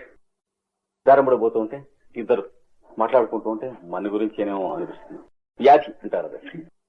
అలాగే ఇద్దరు నవ్వుకుంటూ ఉంటే ఆఫీసులోకి వెళ్ళి పెద్ద ఆఫీసర్ గారు కింద వాళ్ళని లోపల పిలిచి ఏడు నవ్వుకుంటున్నారు చెప్పండి.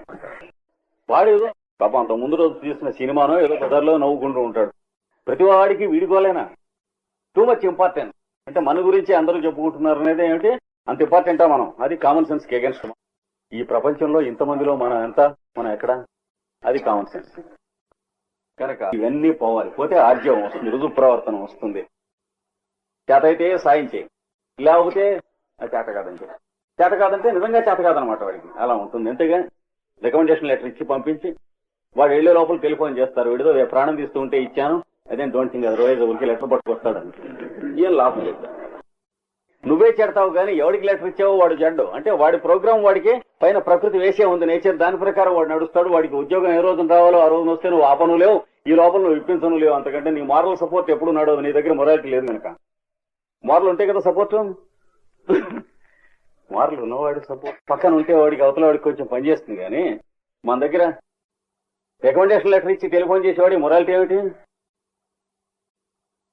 వాడు మన దగ్గరికి రికమెండేషన్కి వచ్చాడంటే సహజంగా పుట్టుక చేత దీనుడు అని తెలుస్తోంది. దీనుడిని ఇన్సల్ట్ చేస్తే మనకేమిటి వస్తుంది? ఏదో ఒక రోజున అలాంటి ఇన్సిడెంట్ మనకు జరుగుతుంది. A fellow who is weaker than us when is insulted we face again the same situation, law of nature. దాని యందు నమ్మకం కలిగేటి కొన్ని జన్మలు పడుతుంది. అది కలిగాక కానీ రుజు ప్రవర్తనం అంటే సెల్ఫ్ ఇంపోజ్ డిసిప్లిన్ పుట్టదు.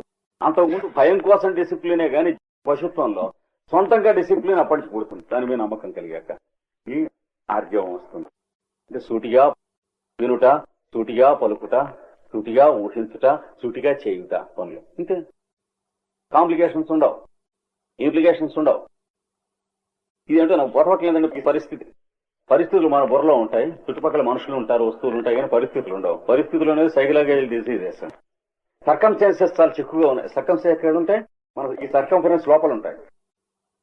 బయట ఉండేది మనుషులు, వస్తువులు తప్ప సర్కంస్టాన్సెస్ ఉండవు. Psychological disease. జాగ్రత్తగా ఆలోచించాలి. సర్కంస్టాన్సెస్ అనే పదం ఒక వ్యాధి, మానసిక వ్యాధి. అది పోగొట్టుకోవాలి. అది చెబుతున్నాడు. ఆర్జవం చేస్తే అయిపోతాయి ఆ వ్యాధులు. ఇదైన తర్వాత బ్రహ్మచర్యం. ఇది అభ్యాసం చేయండి. తల్లిదండ్రుల్లో ఉంటే తప్ప సెక్స్ ప్యూరిటీ పిల్లలకి రాదు. ఎందుకు చెప్పాను? కుర్రాడికి మనం ఇంపోజ్ చేద్దాం. ఎక్కడికి వెళ్ళా వెధవా, పొద్దుపోయిన దగ్గర తిరుగుతున్నావు అంటే మనం చిన్నప్పుడు ఏం చేసామో ఆలోచించుకుని దాన్ని బట్టి అనాలి. వాడు అంటే వాడు ఏమన్నా వింటాడు, లేకపోతే నోరు మీద తల్లివాయ్ అంటాడు. సరిపోయా, ఈ సంగతి కూడా చెప్పారులే అంటాడు. అని ఇంకా తటిదే నువ్వు ఈ వయసులో ఏం చేసావు అంటే బుర్ర ఉంచుకోవాలి, లేకపోతే వాడు విడిపోవాలి. డైరెక్ట్ గా అంటే వాడు ఎందుకు చేశాడు ఇట్లాంటి పని అంటే మన కొడుకు కాబట్టి చేశాడు అనేది ఆన్సర్ ఎవడు తీసేయలేడు. మంచి పని చేసినా అంతే, చెడ్డ పని చేసినా అంతే. That is the answer which no one can alter.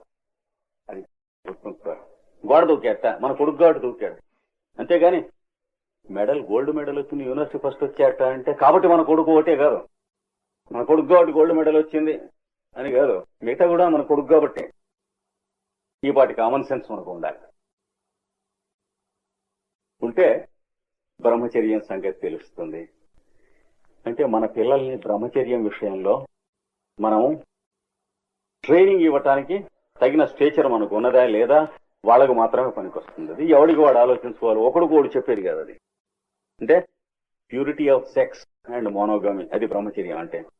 అంటే దేంతో అయితే మన శరీరాలు తయారవుతాయో అట్లాంటి ధాతువులను పవిత్రముగా ఉంచుకొనుట ఏకపత్ని వ్రతము, పాతివ్రత్యం అనేటువంటివి. లేకపోతే ఏమవుతుంది? ఏ ధాతువులతో మన శరీరం తయారవుతుందో అవి పుచ్చుగా తయారవుతాయి. కింద బారేసి అరటికుండా ఆ మట్టితో తీసుకు తిన్నట్టు. అంతే కదా.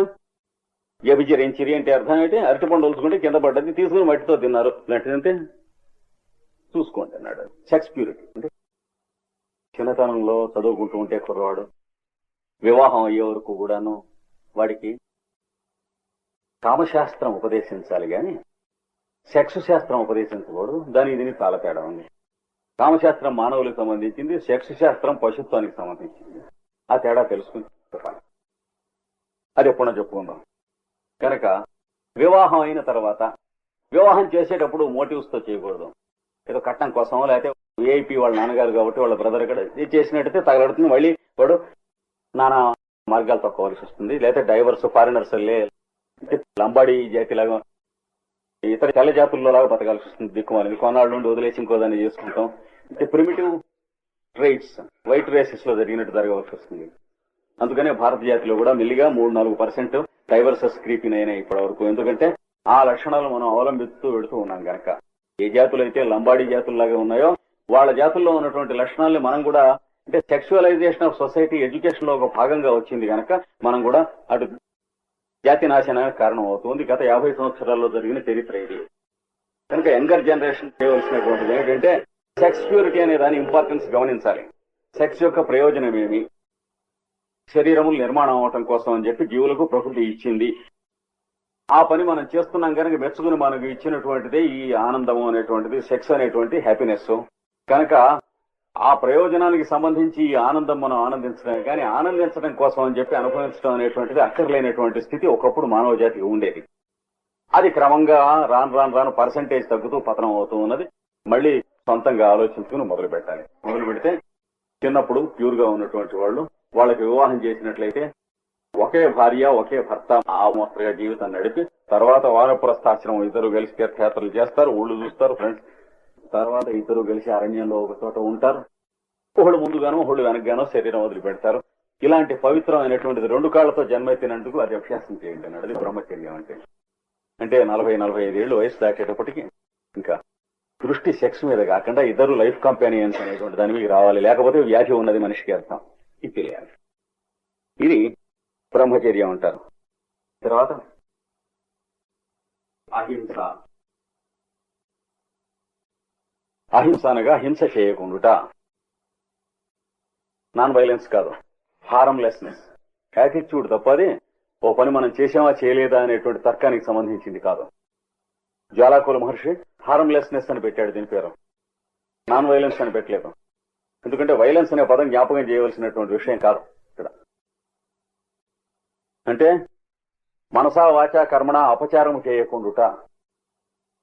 అయితే మరి మనం సంపంది ఎట్లా బతుకుతామండి అనేటువంటి ట్రికిష్ అండ్ రోగిష్ క్వశ్చన్స్ మైండ్ లో వస్తాయి.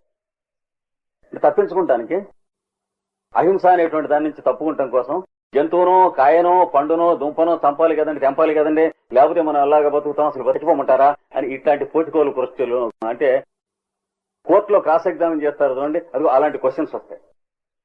కానీ వాడు చెప్పింది ఏంటంటే మనం మాత్రం కామన్ సెన్స్ లేని వాళ్ళు కాదు, మనం మాత్రం వక్రబుద్ధి సంగతి తెలియని వాళ్ళు కాదు, కానీ వక్రబుద్ధి లేని వాళ్ళు చెప్పారు దీన్ని.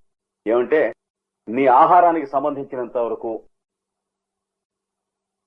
హింస కిందికి రాదు. అది అయిన తర్వాత ఏ జంతువునైనా నువ్వు వేటాడినా లేకపోతే ఇంత చెట్టు మీద ఇలా పుల్ల విరిచినా కూడా హింసే అవుతుంది అన్నారు. అది వాళ్ళు చెప్పారు. మనకు తాహత ఉంటే వినటం లేకపోతే వదిలేయటం, కానీ తెలివితేటలతో ఊరికే క్వశ్చన్ వేయటం ఇట్లాంటి తత్వ వ్యవహారాలు చేయకూడదు. క్వశ్చన్ వేస్తారు కొంతమంది, అహింస అంటే ఎట్లా వీలవుతుందండి? శుభ్రంగా మహారాజులో వీలవుతుంది. ఆహారం వరకు ఏ తిన్నా హింస కాదు, జంతువుని చంపిన హింస కాదు, కోడిగుడ్డు తిన్న హింస కాదు, మరి చెట్టుని కాయని దుంపని దేన్ని తిన్నా హింస కాదు. అందుకనే ప్రపంచంలో అన్ని జాతులలోనూ కూడా అహింసను అభ్యసించినటువంటి వాడు మహనీయులు ఉన్నారు. ఒక భారత జాతిలోనే ఉన్నది కాబట్టి ఇది సంకుచిత లక్షణం అనేటువంటి వాళ్ళు పిచ్చివాళ్ళు, అంటే రాడికలిస్ట్స్ అంటారు. వాళ్ళకి ఏం తెలియదు, తిరుపు పడవా తెలియదు, గోడల మీద ఏవి రాయటం తప్ప. వాడిది కాదు కనుక తన గోడ మీద రాసేవాడు ఎవడన్నా నీతి ఉన్నవాడు అవుతాడు, కానీ ఇంకోటి గోడ మీద రాసినటువంటి వాడు చెప్పింది మనం నమ్మటానికి ఎందుకు కనుక. ఎలక్షన్ గురించి వాడికి ఎంత నీతి ఉంటుందో, అంటే ఎవడి గోడ అని ప్రతివాడి గోడ మీద రాసేస్తాడు. ఓట్లు అడుక్కుంటానికి సిగ్గులేని వాడు ఇతరుల గోడల మీద రాయడం, రోడ్ల మీద ఊరికే రణగొండద్దాన్ని మాట్లాడుకుంటాను వీలు లేకుండా ప్రజల చెవులు బదలయ్యేటట్టు అరుస్తూ ఉండరు. దట్ మచ్ ఆఫ్ ఇమ్మొరాలిటీ లేకపోతే వాడు ఓట్లు అడుక్కోవడం. అంటే fundamentally democracy is wrong, question ఏం లేదు. వాళ్ళ దాన్ని మనం ఎదిరించదలుచుకున్న ఆర్గ్యుమెంట్ ని ఏ దేశంలో అయినా సక్సెస్ చేసి చూపించి డెమోక్రసీని అప్పుడు ఎదిరించాలి, కానీ సిగ్గు లేక ఎదిరించకూడదు. ఏ శతాబ్దంలో అయినా, ఏ దేశంలో అయినా, ఏ జాతిలో అయినా ఒక్క మాట సక్సెస్ చూపించాలి. డెమోక్రసీ వల్ల ఈ దేశం సక్సెస్ అయింది, అప్పుడు ఎదిరించాలి. కానీ లేకపోతే అట్లా అంటారేమండి అంటే తప్పకుండా అంటాం. ఏమర్థం లేదు మనకి, ఉదాహరణ లేదు కనుక. ఎక్కడాను ఆకాశ పుష్పం అంటే లేదని అర్థం. డెమోక్రసీ కూడా అంతే, ఆకాశ పుష్పం, సందేహం ఏం లేదు. ఉంటే చూపించండి, మీ శిష్యులు అని వెంట వస్తాం ఎవరైనా సరే. దానికి ఓపెన్ కన్విక్షన్ తోనే మాట్లాడుతున్నాం. లేకపోతే ఇన్ని దేశాల్లోనూ ఇవే మాటలు మాట్లాడడం, దాన్ని పంపిస్తారు ఏమైనా తేడా వస్తే. వెళ్ళిన ప్రతి దేశంలో చెబుతున్న మాటలే ఇవన్నీ, సమాధానాలు ఎక్కడా లేవు, మాకు లేవు గనక ఊడి దగ్గర పెట్టుకుని మనం మార్చుకోవాలి అని అర్థం. కనుక అహింస అనేటువంటిది తప్పనిసరిగా మనం ఆచరించవలసినటువంటి విషయం. ప్రాణావసరం లేనటువంటి విషయంలో దేన్ని చంపినా మన భారతదేశమే కాదని చెప్పాను. గ్రీసు దేశంలో తత్వవేత్త మహానుభావుడు ఋషీంద్రుడైనటువంటి పైథాగరస్ చెప్పాడు అహింసను గురించి. ఆయన జీవించి చూపించాడు అహింస. ఏమన్నాడు?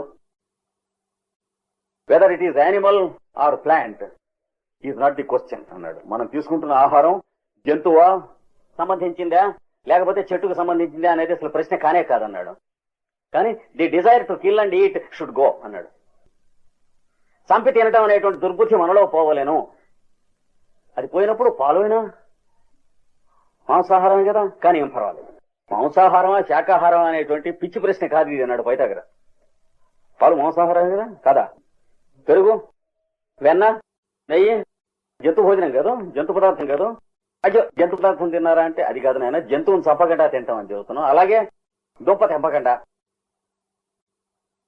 ఆయన పైథాగరస్ జీవించిన నాడు ఆయన జీవిత చరిత్రను చదివి చూడండి, తెలుస్తుంది. చెట్టు నుంచి పండు కోయలేదు ఆయన అన్నాడు. పండు రాలిన తర్వాత దాన్ని తీసుకుని తినేవాడు. రాలిన పండును చెట్ల నుంచి పండి రాలినటువంటి ఆకుల్ని చెరువులో కడుక్కుని తినేసేవాడు. మంచినీళ్ళు తాగేవాడు చెరువులో. తేనె తీసుకునేవాడు.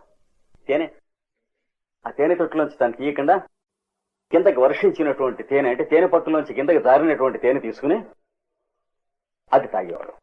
ఆయన జీవిత చరిత్రను చదవండి. ఎవడు ఊరికి కావ్యంగా రాసినటువంటి కట్టుకథ మాత్రం కాదు, మనకి జీవించి చూపించాడు అహింస అంటే ఏమిటో. అందుకని బుద్ధుడు బొమ్మ వేసి చూపించి ఏదో కట్టుకథలు చెబుతారండి. ఆ బుద్ధుడు మాత్రం ఎలా జీవించాడు, ఆయన మాత్రం అడవి పంది ఎముక తినలేదా, ఇట్లాంటి చచ్చు కబుర్లు చెప్పేటువంటి హిస్టారియన్స్ ఇడియట్స్ వాళ్ళు చెప్పే మాటలు వింటారు. పైథాగరస్ మొదలైనటువంటి వాళ్ళు చాలా మంది, కొన్ని వేల మంది ఉన్నారు. ఈ రోజు కూడా కొన్ని వేల మంది అహింస జీవితం జీవించేటువంటి వాళ్ళు ఉన్నారు. Harmlessness is an attitude and not only an act అన్నాడు జ్వాలాకుల మహర్షి. కనుక మన సంకల్పము మన విధానమును హార్మ్లెస్నెస్ అంటే అహింస అంటే అది అభ్యాసం చేసుకోండి. ప్రతి ఒక్కడు యోగాభ్యాసం చేసేవాడు ప్రతి ఒక్కడు కూడా అభ్యాసం చేసేది. బ్రహ్మచర్యం అహింసాచ శరీరం తప ఉచ్యతే. ఇది శారీరక తపస్సు అన్నాడు. 3 రకమైన తపస్సులో ఇవి చేస్తున్న వాడిని శారీరక తపస్సు చేస్తున్నవాడు. చూసారా, తపస్సు అంటే సైంటిఫిక్ డెఫినేషన్ మాత్రమే తీసుకోవాలని మనవి చేశాను. అందులో ఒక భాగం తపస్సు అయింది, 2వ భాగం తపస్సు చెబుతున్నాడు. వాచికం తపస్సు చెబుతున్నాడు. అంటే మొదటి శరీరంతో చేసే తపస్సు, 2వది వాక్కుతో చేసే తపస్సు చెబుతున్నాడు. అనుద్వేగకరం వాక్యం మొదటి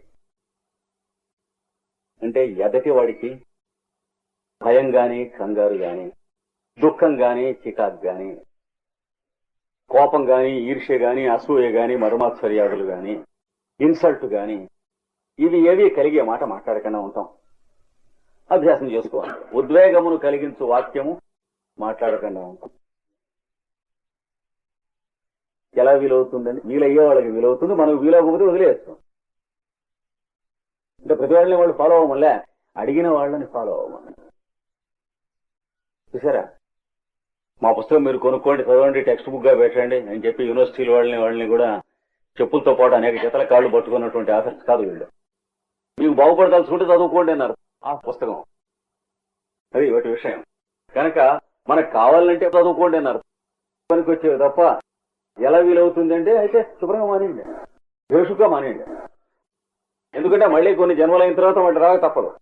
అలాంటి పుస్తకం ఏదో ఒక దాని దగ్గరికి, ఏ జాతిలో ఏ దేశంలో ఏ భాషలోనూ రాసినటువంటి ఇలాంటి పుస్తకం దగ్గరికి వెళ్ళక తప్పదు, గతి లేదు. అది సైన్స్ ఆఫ్ మ్యాన్ అంటే ఆ పుస్తకాలు ఇట్లాంటివి. అనుద్వేగకరం వాక్యం, సత్యం, సత్యంగా పలకాలి. ఎట్లా కుదురుతుంది 2 అన్నాడు. థియరిస్ట్ కి చచ్చినా కుదురుదాం, ఆచరించి చూద్దామని అనేవాడికి ఏదన్నా కుదురుతుంది. కానీ ఫిలాసఫీ కానీ థియరీ కానీ అకాడమిక్ ఎడ్యుకేషన్ కానీ పొందుతూ ఉందన్నాడు మనకేం తెలుస్తుంది. స్పెక్యులేటివ్ గా దొరికేది కాదు, ఆపరేటివ్ గా ఉండాలి. అంటే ఆచరణ చేసి చూద్దామని ఎక్స్పెరిమెంట్ చేసిన వాడి లైన్ దొరుకుతుంది. లేకపోతే థియరీ మిగులుతుంది. ఎలా వీలవుతుంది? సత్యం పలికితే ఒక్కోడికి ఒళ్ళు పడిపోతుంది. పైన ఏమో ఉద్వేగం కలిగించకూడదు అన్నాడు. తిడతాడు, ఒక్కోడు తంతాడు సత్యం పలికితే. కెనాల్లో సత్యం తప్ప పలకనటువంటి లాయర్ పైన ఉండేవాడు. ఆయన ఒక మర్డర్ కేసులో, మరి తెనాలంటే గుంటూరు జిల్లా, కృష్ణా గుంటూరు జిల్లా కమ్మవారంటే మీకు తెలుసు, వారి మధ్యన మర్డర్ కేసు జరిగింది. రెండు పార్టీలు ఉభయపక్షం కూడా కమ్మవారే. అయ్యేటప్పటికి ఉన్నట్టు చెప్పాడు, వాడికి శిక్ష పడ్డాడు. ఈయన చెప్పి యువతలకు వచ్చి ఆ మామిడి తోట దాటి యువతలకు వస్తూ ఉండగా తలకాయ నరికి చంపేశారు లాయర్ని. మరి ఎలాగండి? సత్యం చెప్పు గాని తలకాయ నరికించుకోకు, పద్ధతి ఉంది, జాగ్రత్తగా తెలుసుకోవాలి. దానికి ఉదాహరణ కోసమే కృష్ణుడు రాముడు వీళ్ళ జీవితాలు చదువుకుంటాం. కృష్ణుడు రాయబారానికి వెళ్ళిన చోట కూడా ఎంతమంది ఉన్నారు తనకు? తాను పక్కన రథంలో ఎవరున్నారు? సాత్యకి ఒకడు, ఇద్దరే ఉన్నది. అక్కడికి సాత్యకి కావలసినటువంటి బాణసంచ టపాకాయలు రథం నిండా ఏర్పాటు చేసి పెట్టాడు. అది ఏమన్నా వస్తే ఆ అంటే ఊ అంటానికి రెడీగా ఉంటానికి. ఎందుకంటే వాళ్ళు లైఫ్ మీద అటెంప్ట్ చేసేవాళ్ళని తెలుసు, అదూరికే తెలుసు. కాశికండి అంటే తిరిగిరాడు అన్నటువంటిది. ఇంకా మళ్ళీ అక్కడ దాకా వెళితే తిరిగిరాడు, యాక్సిడెంట్ అయిందిట, లేకపోతే కారులో చచ్చాట, అట్లాంటి చోటుకి వెళుతున్నాం అని తెలుసు కృష్ణుడికి. కానీ ఏం జరిగింది? అక్కడ తిరిగి వచ్చాడు పువ్వులే. మధ్యలో భోజనానికి రమ్మన్నారు, విషయం కలిపింది. అక్కడ పెద్దవాళ్ళంతా నీ కోసం వెయిట్ చేస్తున్నారు అన్నారు. వెయిట్ చేస్తే నాట్ రెస్పాన్సిబుల్ అన్నాడు.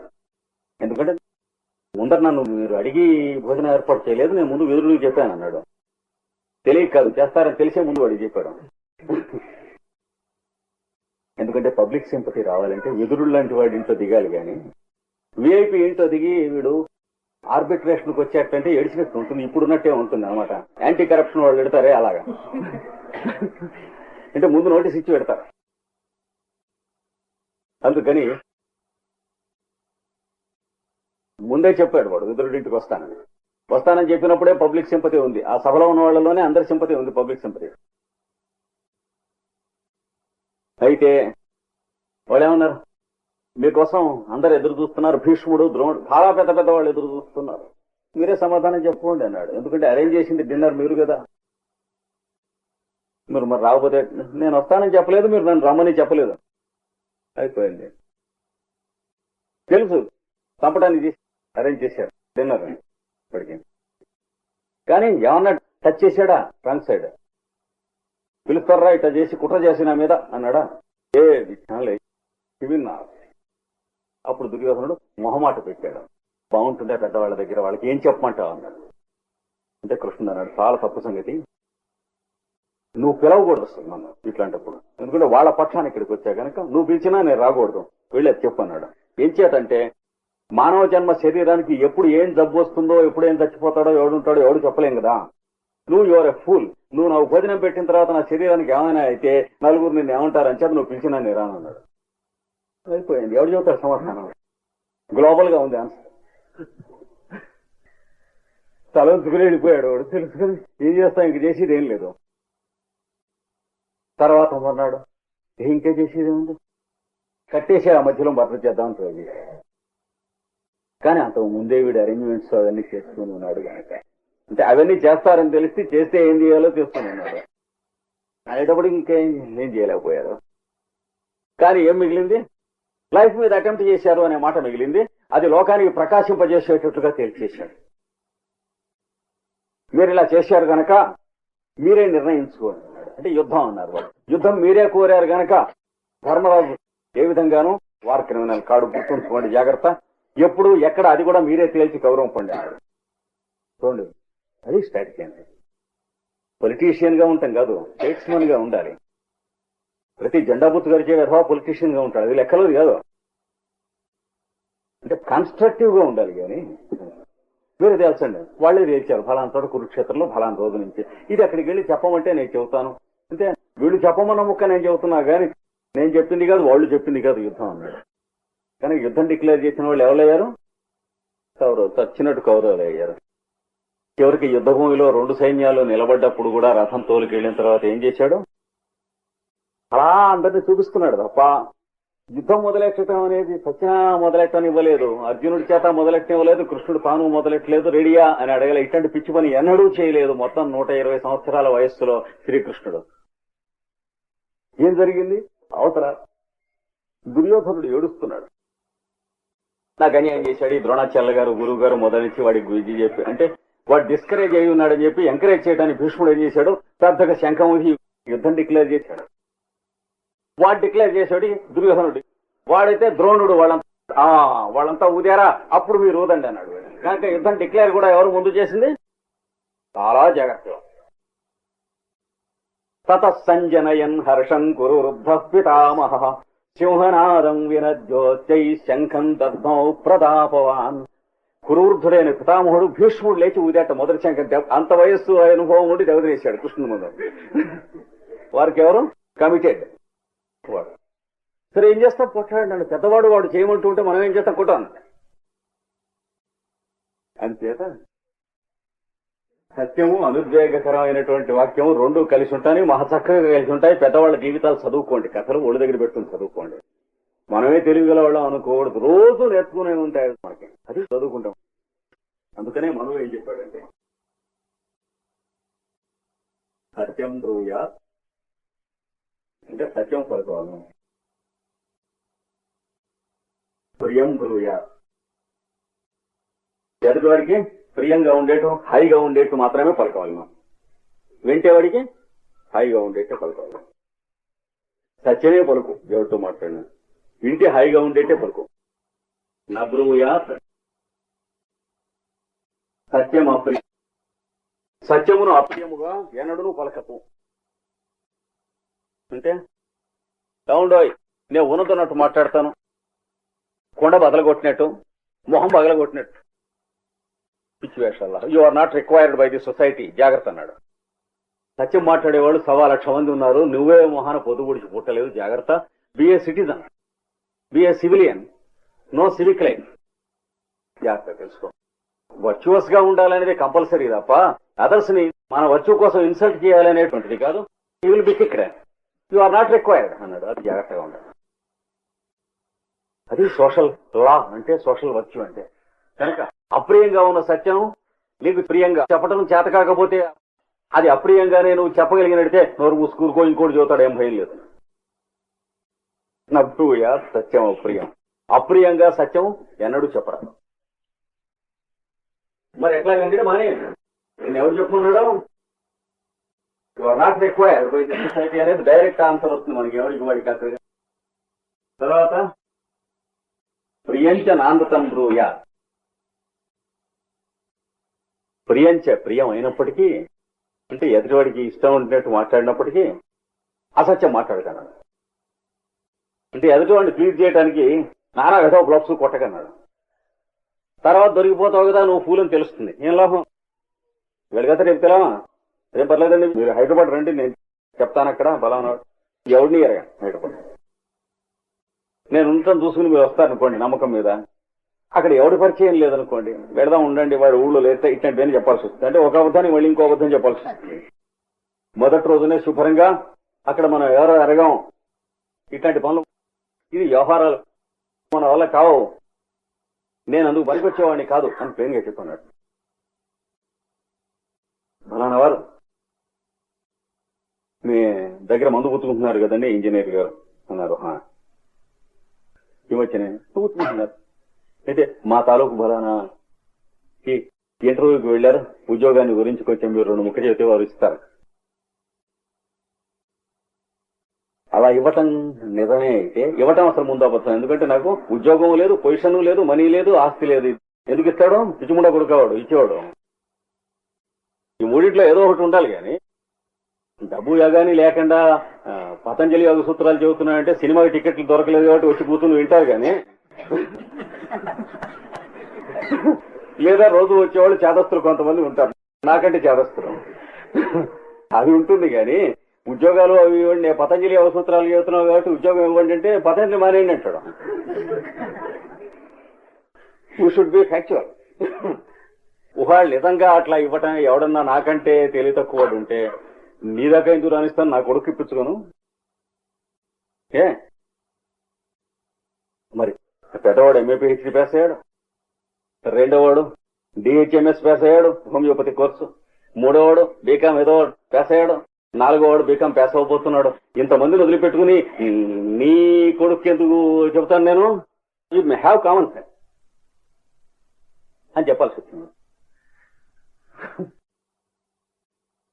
ఇప్పటికి మరి 54 ఏళ్ళు జీవితంలో జరిగినాయి కదా, ఎవరికి ఉద్యోగం ఇవ్వమని ఎవరిని అడగలేదు. అడిగేది ఉన్నట్లయితే నా కొడుకులకి అడిగి ఉండేవాడు కదా. ఇంతే విషయం.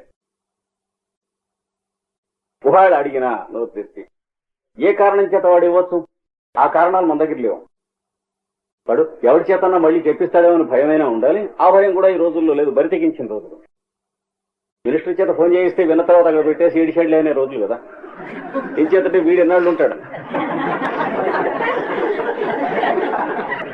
ఎందుకంటే మనందరికీ ఒకరి సంగతి ఒకటికి బాగా తెలిసిన రోజులు ఇవి. తెలియని రోజుల్లో అయితే కొన్ని పనిచేస్తాయి ఇలాంటివి. ఎవడి సంగతి ఎవడికి పూర్తిగా తెలియకపోలేదు. ఇది తెలివి మీరు రోజులు కనుక ఎవడు ఇవ్వడని సంగతి తెలుసుకోవాలి. ప్రియంతే నా అంతం పర్లేదండి, నేను చూస్తాను, పంపితండి మీకు రండి, వారిని మీట్ అవ్వమనండి. వారిని మీట్ అయ్యాక మీకు కృష్ణాచార్య గారు చెప్పారా అని అడుగుతాడో, వాడు బెదురు పెడుతూ వెళ్తాడు. ఆయన పాపం ఏదో చెప్పి పంపిస్తాడు, ఇవ్వడు అనుకోండి. ఎట్లా చూడు వాడు కులం కావాలి, దానికేముంది. అది మనకి తెలిసిండు కూడా ఎందుకు పంపిస్తాం. ఇలా ఇచ్చేవాడు ఆచార్యులు అయితే అప్పుడు కొన్ని సీట్స్ వీడి రిజర్వేషన్ ఉంటాయి, ఆచార్య షెడ్యూల్డ్ అని. అది లేక ఇది లేక ఎందులో పొందక ఎందుకు ఇస్తారని ఇవ్వమంటే. అందుకని అప్పటికి కానీ ఇప్పటికి కానీ రేపటికి కానీ మనకి రక్ష ఏమిటి, కామన్ సెన్స్ ఒకటే. అది దాటి ఏది పని చేయదు కనుక ప్రియంచ నాంతతం బ్రూయాత్. ఎన్ని లక్షల సంవత్సరాల కింద చెప్పిన వాక్యమో ఇది. మనువు వైవస్వత మనవంతరం మొదలుపెట్టి ఇప్పటికీ ఎన్ని లక్షల సంవత్సరాలైందో మీకు తెలుసును. అప్పటిది ఈ శ్లోకం ఇవాటి కాదు. ప్రియంచ నాంతతం బ్రూయా. ఎదుటి వాడికి చాలా ఇంపుగా ఉంది, హాయిగా చెవికి బాగుంది అని చెప్పి అబద్ధం అన్నాడు, చెప్పకన్నాడు. తర్వాత అడుగుతాడు, ఏమండి మీరు ఆయనకి చెప్పలేదుగా అని. అంటే చెప్పలేదా అన్నాడా అంటాడు వాడు, వాడిని కూడా. కనుక ఈ పైన చెప్పిన వాటికి సమన్వయిస్తే దేశ ధర్మ సనాతన, ఇది సనాతన ధర్మము అంటే ఎటర్నల్ లా అన్నాడు మనువు. సత్యమే పలుకోవలను, ప్రియమే పలుకోవలను, సత్యమును ప్రియముగా మాత్రమే పలుకోవలను, ప్రియమైనను అసత్యము పలకవద్దు. ఇవి నీ వాక్కునకు పట్టినట్లయితే సనాతన ధర్మాన్ని అంటే ఎటర్నల్ లా నువ్వు ఫాలో అవుతున్నావు అని అర్థం. ఎవడు మొహం చూసి ఫాలో అక్కర్లేదు అప్పుడు అంటున్నాడు. నీ చుట్టూ ఒక వెలుగు ఉంటుంది, ఆ వెలుగు పనికొస్తే ఇంకోళ్ళకి దారి చూపించడానికి పనికొస్తుంది, కానీ నేనెవడో ఏం చేయలేడు. ఇంకెవరికైనా ఏదన్నా నువ్వు మంచి చేయడానికి పనికొస్తావు, కానీ ఈ వెలుగు నీ చుట్టూ ఉన్నప్పుడు ఈ సనాతన ధర్మం అనేది ఎవడు నీకు అపకారం అన్నాడు చేయటానికి నీ మైండ్ లో ఉంటే ఇక్కడ ఎట చేస్తాడు, దానికి అవకాశం లేదు. ఇది ధర్మం అంటే. కనుక సత్యాన్ని గురించి పతంజలి కూడా చెప్పింది. అంటే నీ వాక్కుకి ఒక చిత్రమైన శక్తి వస్తుంది. శక్తి వచ్చిందని మీరు గుర్తించినట్లయితే నశిస్తుంది. జాగ్రత్తగా ఉండాలి. మన వాక్కు శక్తి ఉంది కాబట్టి జాగ్రత్తగా ఉండవతల అనేది పోతుంది. దీనికి ఎన్ని లక్షణాలు వేశారు దాన్ని. దాని సిలబసే కొన్ని వేల పేజీలు ఉంటుంది. ఎలా దాన్ని ఉపయోగించుకోవాలో ఆ శక్తులు వస్తే. జాగ్రత్త, నా కోపం తెప్పించిన వాడు ఎవడు బాగుపడలేదు అన్నాడు. అన్న వారం రోజుల్లో ఉద్యోగం అన్నవాడికి. అది లా ఆఫ్ నేచర్ అలా ఉంటుంది. నాకు కోపం తెప్పించి ఎవడు బాగుపడలేదు అన్నాడు. అంటే ఎవడు బాగుపడలేదైనా వీడికి అంతే. లా ఎవరికైనా ఒకటే కదా. అందుకే చెప్పారు ప్రత్యంగిర మహామంత్రం అని, ఉగ్రకృత్య మంత్రం అంటారు దాన్ని. దాంట్లో మంత్రంలో రోజు చేసుకుంటూ ఉంటే తనకు అపకారం చేయటానికి ప్రయత్నించినటువంటి వాడు వాడికి ఏం చేయటానికి ప్రయత్నించాడో అది వాడికి తగులుతుంది. అదే ఆ మంత్రం అర్థం. యాం కల్పయంతినో అరయహ. నో అంటే మా యొక్క, అరయహ అంటే శత్రువులు. యాం కల్పయంతి, ఎవరినైతే కల్పిస్తున్నారో మనసులో వాళ్ళ ఊహగా, క్రూరాం కృత్యాం, క్రూరమైనటువంటి ఒకనొక కార్యమును, వధూరివా అంటే ఒక పెళ్లి కూతురులాగా తలంచుకుని మా దగ్గరికి వస్తుంది తెలియకుండా దెబ్బతినేస్తాం. అట్లాంటిది తాం బ్రహ్మణ అపనిర్నుద్మ, నా దగ్గర ఉన్నటువంటి బ్రహ్మ అనేటువంటి శక్తితో వెనక్కి తిప్పి మేము పంపిస్తాం. ప్రత్యక్ కర్తార వృక్షతో, ఎవడు పంపాడో వాడి దగ్గరికే వెళ్ళును గాక. ఇది ఆ మంత్రం అర్థం. అంటే నువ్వు తప్పు చేయాలి అని వాడు అనుకుంటే అనుకున్నందువల్ల వాడికి చేస్తుంది, కానీ మిమ్మల్ని అనుకున్నాడు వాడు చేయడు. ఫలానా వాడు చచ్చిపోవాలి అని ఇక్కడతో కుర్రెకి వాటికి ఏదో వెంట్రుగా ముక్క గట్టి ఇట్లా లేకపోతే కొబ్బరికాయలోంచి దారం పోసి ఇట్లాంటివి చూస్తారు. నీకు అది చూస్తే గుండె పగిలేట్టుగా ఉండి అది వరకు నువ్వు ఎవరికైనా అపకారాలు చేసిన వాడికైతే నీకు వాడి చేతబడి పనిచేస్తుంది. కానీ లేకపోతే ఎందుకు పనిచేస్తుంది? మరి చేయమనండి. నాకు ప్రతి దేశంలోనూ అడిగాను. బ్లాక్ మ్యాజిక్ యూరోప్ లో కూడా ఉంది, దేశంలో కూడా ఏం పని చేయదు. కాబట్టి ఇప్పుడు కూడా మనకి ఇక్కడ ఏదో ఈ ఉర్లం ఇటు పక్కన చాలా బ్రహ్మాండమైనటువంటి గట్టివాళ్ళు ఉన్నారంట. మన దగ్గర తక్కువ లేకపోతే ఏది పనిచేయదు. ప్రయత్నం చేసి చూడవచ్చు కావాలంటే. కనుక ఆ మంత్రం కూడా చేస్తూ ఏమన్నాడు తెలిసిన వాడు నియమంలో, మీ మీద అపకారం చేసిన వాడికి ఆ అపకారం వాడికే తగులును గాక అన్నాడే. అంటూ ఉన్నప్పుడు మీ మనస్సులో వాడి మీద దుర్బుద్ధి ఉంటే ఆ మంత్రం మీకే అన్వయిస్తుంది అన్నాడు. అది చూసుకోకుండా చేయకూడదు. చేస్తే ఏమవుతుంది? వీడికే రోగం వస్తుంది. వాడికి రోగం వచ్చు కాక అని వాడు చేశాడు అనుకోండి, వీడికి ఈ అపకారం వాడికి తగలాలి అని వీడు చేశాడు అనుకోండి, వీడికే వస్తుంది. జాగ్రత్త. అంటే దాన్ని స్టీరింగ్ నడపడమే కాకుండా గేర్లు ముందుకెడుతున్నాయా వెనక్కి బండి గోడ గుద్దేస్తుంది వెనక్కి వెళ్ళి జాగ్రత్త అన్నాడు. గేర్లు ఎక్కడున్నాయో చూసుకుని బండి స్టార్ట్ చేయన్నాడు. బండి ముందుకెళ్లే పొజిషన్లో ఉందా వెనక్కి వెళ్లే పొజిషన్లో ఉందా? మనకు సంబంధించి మన బుద్ధిలో శత్రువులు ఏమన్నా ఉంటే పోయేందుకు ఆ మంత్రం ఇచ్చింది. అలా రోజు మనం చేసుకుంటూ ఉంటే అప్పుడు మన మీద ఎవడన్నా కనుక దుర్బుద్ధి కలిగినట్లయితే వాడి దుర్బుద్ధి వల్ల వాడి తగులుతుంది. కానీ మనం తగలమన్నాం కాబట్టి వాడి తగలదు. మనం తగలమంటే మనకే తగులుతుంది. అది గుర్తుంచుకోవాలి ఇట్లాంటి మంత్రాలుగా. అలా లేకపోతే అన్యాయంగా వాడి ఉండేవాళ్ళు ఇప్పటికీ ఎందుకు వాడరు? కథబడి చేస్తామని ఇన్ని రకాలైనటువంటి అక్కర్లేని సిగ్గులేని కోతలకు వస్తారు. కానీ వాళ్ళందరూ పాకిస్తాన్ యుద్ధం వచ్చినప్పుడు, చైనా ఇంట్రూషన్ వచ్చినప్పుడు ఏం గుడి గురాలకు పడుదవుతున్నారా ఈ దద్దమ్మలంతా? కోపడకండి, సమాధానం చెప్పండి. వాళ్ళకి చేతబడి చేయరాదా అంటే శుద్ధాబద్ధం చేతబడేది. లేకపోతే చేసి ఉండేవాళ్ళే కదా. లేకపోతే బావమరిది మీద బావాను, వాడి మీద వీడు, ఊళ్ళో బజార్లో ఉన్నవాడు వాడు ఇట్లా చెప్తున్నందుక నిజంగా చేతబడులే ఉన్నట్లయితే దేశానికి యుద్ధం వచ్చినప్పుడు అవతల వాళ్ళ మీద చేసి ఉండేవాళ్లే కదా. కనుక ఏ దేశంలో నమ్మినా అన్ని దేశాల్లో నమ్ముతారు. కానీ అంతకంటే శుద్ధాబద్ధం ఇంకోట్లేదు. కానీ దానికి ఉన్నటువంటి భయం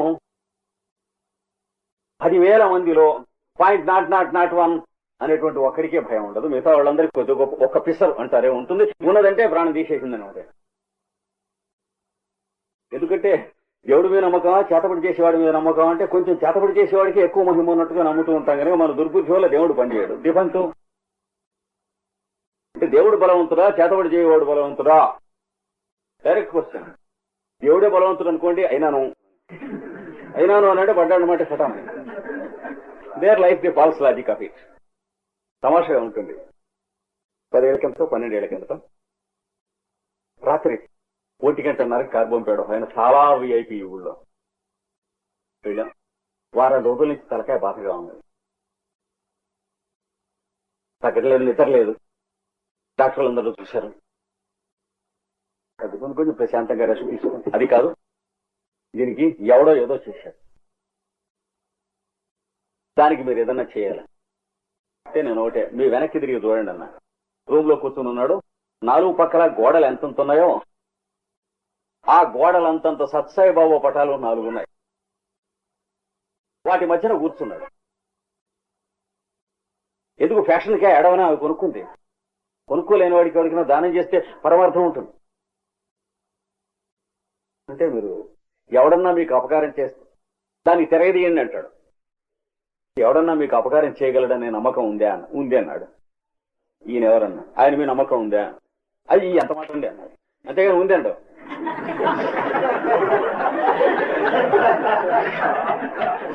అక్కడే ఉంది అసలు అంతా కూడాను. ఏలుకొండ వ్యవహారం అక్కడే ఉంటుంది. ఎన్ని మాటలు అడిగినా ఎంత మాట్లాడి తప్పు కదండి, కళ్ళు పోతాయి కదండి అంటే ట్రూతే మాట్లాడతాడు. కానీ వారి మీద నమ్మకం ఉందని నాలుగు క్వశ్చన్ అన్నాడు. మరి ఈయనకి ఎక్కువ బలం ఉందా? నువ్వు చెప్పినటువంటి ఆ చేతబడి చేసిన ఆయనకి ఎక్కువ బలం ఉందా? ఈయనకి ఎక్కువ బలం ఉంటే తక్షణం ఈ 3 ఫోటోలు తీసేయి, నేను ఎవరికో ఇంకోడికి నమ్మకం ఉన్న వాడికి ఇస్తాను. నీ పోటీ సన్నాసికి దగ్గర ఎందుకు ఇట్లాంటివి? వర్క్లెస్ ఫెలోస్ దగ్గర దేవుడి ఫోటోలు ఎందుకు? నమ్మకం లేదు ఎందుకు? అంత బరువు అనవసరంగా తీసుకొచ్చే ఇక్కడ. పైగా ఈ ఊళ్ళో అఫీషియల్ గా సత్సాయి తాలూకు సమాజంలో చాలా పెద్దవాళ్లలో ఒకడుగా ఉండేవాడు అప్పుడు ఆయన. అంటే వారే సంస్థం అనుకోండి, అయినా కానీ దుష్ట శక్తులు ఉంటాయి కదా. అంటే దేనికి నువ్వు ఎక్కువ మొగ్గు చూపుతున్నావు? భయమా భక్త్యా కాటాలో వేస్తే భయానికే ఎక్కువ చూపిస్తున్న మొగ్గు. భక్తి పైకెడతాం కనుక దైవభీతి ఉన్నటువంటి వాడు పశువు అవుతాడు, దైవభక్తి ఉన్నటువంటి వాడు దివ్యత్వంలో పెడతాడు. జాగ్రత్తగా ఉండాలి. గాడ్ మైండెడ్నెస్ కావాలి కానీ గాడ్ ఫియరింగ్ నేచర్ కాదు, అక్కర్లేదు. దానివల్ల ప్రమాదాలు ఉన్నాయి, విపత్తులో వెళ్ళిపోతాడు. మరి తెలుసుకోండి, మీ మీద పనిచేస్తున్నాయంటే ఈ పటాలు తీసేయండి, నేను ఏదో ఇక్కడ కోడిపెట్ట ఏమైనా తీసుకొచ్చి ఇక్కడ పోయించేస్తాను. 3 నిమిషాలు అదే ఉంది. వాడికి సైన్ పంచి ఒకటి ఇచ్చేసి కోడిగుడ్లు అన్ని పెట్టేసి నిమ్మకాయ పద్ధతి. వీటితో కుదరదు, నన్ను పంపించి ఎవరి చేత చేయించుకున్నారు. ఎట కుదురుతుంది, కుదిరేది కాదు ఆయన, ఇది పడకట్టి వ్యవహారం. వాక్కు సంబంధించినటువంటి తపస్సు అంటే ఏమిటి చదువుతున్నాడు. సత్యవాక్కు ఒకటి. సత్యం కూడా ఎలా పలకాలన్నాడు ఇక్కడ కూడా భగవద్గీతలో అదే మనువు చెప్పింది.